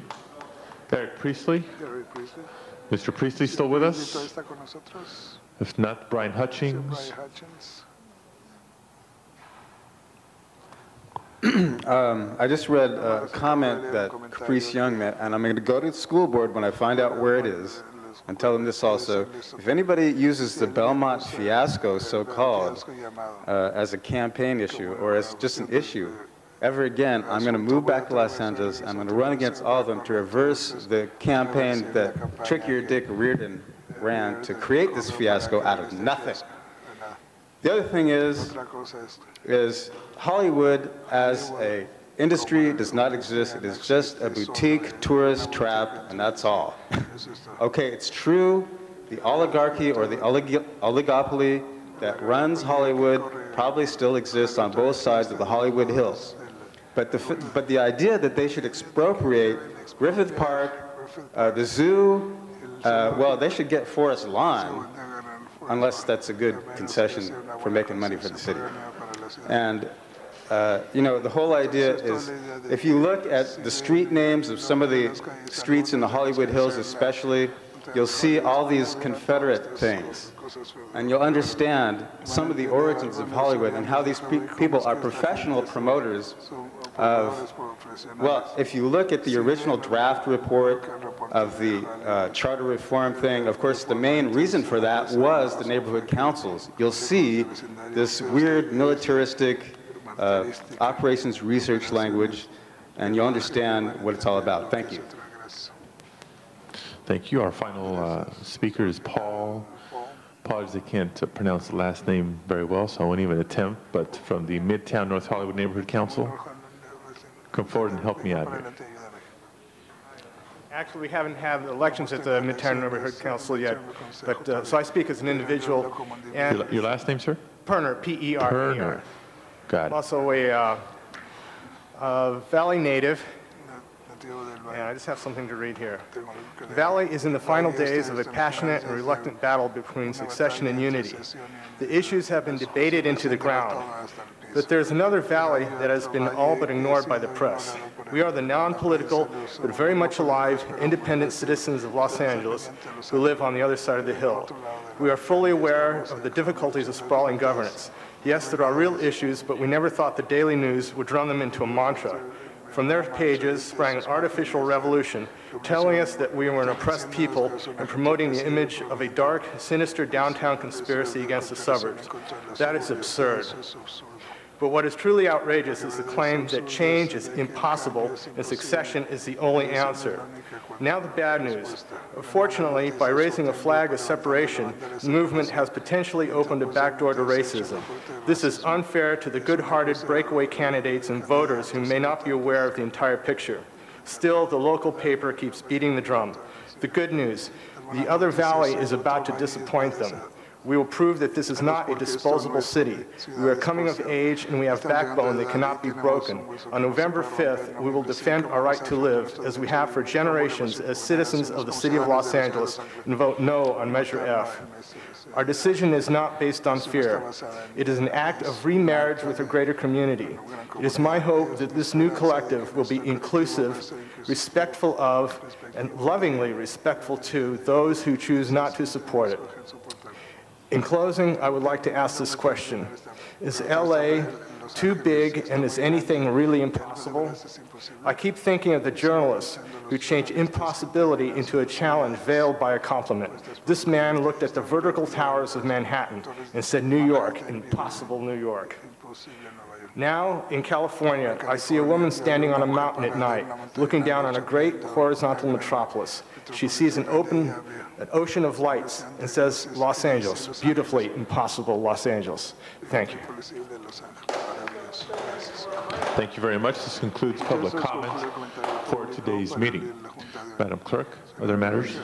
Council has motions for posting and referral. Motion shall be posted and referred. There's an excuse on the desk. Councilmember Hahn requests to be excused Friday, November 8th to leave at 12:15 for city business. A motion is required. Mr. Zine moves. Ms. Hahn is excused. That clears the desk, Mr. President. Members, are there any announcements today? Oh, I'm sorry. We did have one more public comment speaker, and we displaced her card. Ms. Noble, if I understand correctly. Please introduce yourself. My name is Ray Noble. I've been here twice before about this matter, and for a couple of days or so, there is some relief. The problem has to do with drug dealers in our area that are very much dominant. And the one that is next door to me it's really in need of in-depth and intense investigating. I believe if someone would do that, the other houses that are there would be less imposing and less of a problem. But the one that's next door to me now, I've received death threats from the owner, who allegedly is, I guess, manufacturing crack cocaine.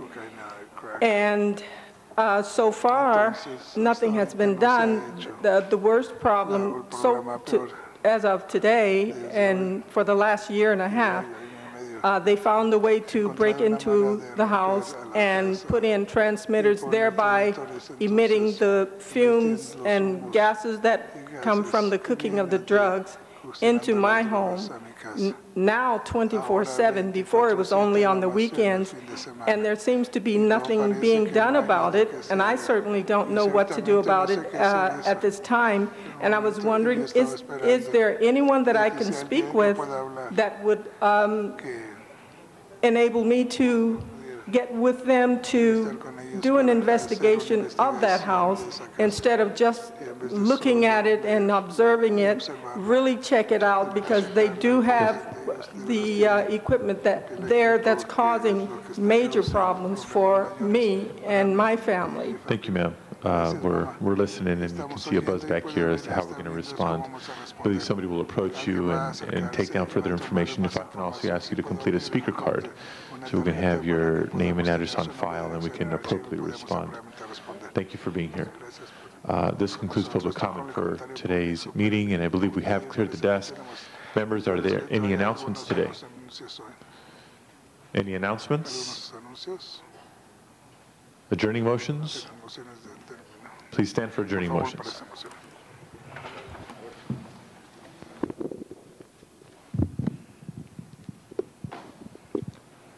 Ms. Mizikowski. Thank you, Mr. President. I would like to ask the council to adjourn in memory of Fanny Light Tessler, who passed away this past Monday. She was the beloved wife of Isidore Tessler for 68 years, a 68-year marriage. She was the devoted mother and mother-in-law of Estelle and Harvey Cooperstone, Dr. Irving and Joyce Tessler of, I think, Northridge, Leon and Judy Tessler, the cherished booby of Elliot and Barbara Cooperstone, Drs. Brenda Cooperstone and Alan Clagg, Cynthia Cooperstone and Gordon Weissman, Dr. Leah Tessler and Rupert McConnell, Dr. Shiva Tessler and Adina Tessler, Mindy Tessler and Andrew Scott, Orrin Tessler, and the loving great-grandmother of 9 children. The funeral took place on Tuesday in Montreal, Canada, and she will be greatly missed by her family and her husband, who survives her after 68 and a half years of marriage. Thank you. Mr. Weiss. Thank you, Mr. President, colleagues. I have 3 adjourning motions, and I would ask you to join me today in adjourning in memory of Max Zatz. Mr. Zatz was a longtime member of the Executive Committee of the Anti-Defamation League Pacific Southwest region, long involved in community and Jewish organizations, and he will be greatly missed. I also ask that you join me today in adjourning in memory of Dorothy Filler, who passed away on Sunday, October 27th. She is the mother of a gentleman named Rabbi May, who is one of the longtime directors of the Simon Wiesenthal Center. She was, from all accounts, a wonderful and extraordinary woman, and she will be terribly missed by many as well. Finally, I ask that you join me today in adjourning in memory of Helen Berger of Northridge, who was the mother of Barry Pascal from Northridge Pharmacy, who many of you, I know Mr. Zine, I'm sure Mr. Burnson, Ms. Gruel, many of you know is very active in the Valley in community affairs. She passed away on Tuesday, October 29. She was born in 1912 and first came to Los Angeles in 1939 as a refugee from Eastern Europe. And although she was only 4'9", she made an extraordinary impact on those who knew and loved her. And so please join me in memorializing the passing of Helen Berger. Mr. Garcetti. Thank you, Mr. President. Colleagues, I hope you'll join me in adjourning in memory of Mary L. Parr, who was said to be the oldest American living. She was 113 years old and was believed to be the second oldest person living in the world. She died Tuesday at a retirement community in St. Petersburg, Florida. She had succeeded Adelina Dominguez, a California woman who died August 21st at the age of 114. Parr was born February 1st in 1889 in Mishawaka, Indiana, halfway through the history of this city. She's lived for half of the city's existence. Right now, only Kamato Hongo, a 115-year-old Japanese woman, has an authenticated age that was older than Parr's. She said that the secret of her longevity was never getting married. So whether we are married, coupled, or single, may we all live to be as long as her. Thank you. That's all I needed to know. Mr. Zine. Mr. President, colleagues, request we adjourn in memory of Ella May Wynn. Ella passed away this morning. She was born October 25th, 1937, passed away from cancer. She is the mother of Detective Marcella Wynn, Robbery Homicide Division, Los Angeles Police Department. Ella was born in Corpus Christi, Texas, was a resident of Los Angeles for over 40 years, a retired beautician, married to her husband Harold for over 40 years. She will be greatly missed by her family and friends. She is survived by her husband Harold Wynn, daughters Marcella, daughters Harolyn, Regina, and Cynthia Wynn. May she rest in peace. Ms. Perry. Other tributes? Madam Clerk, please call the roll.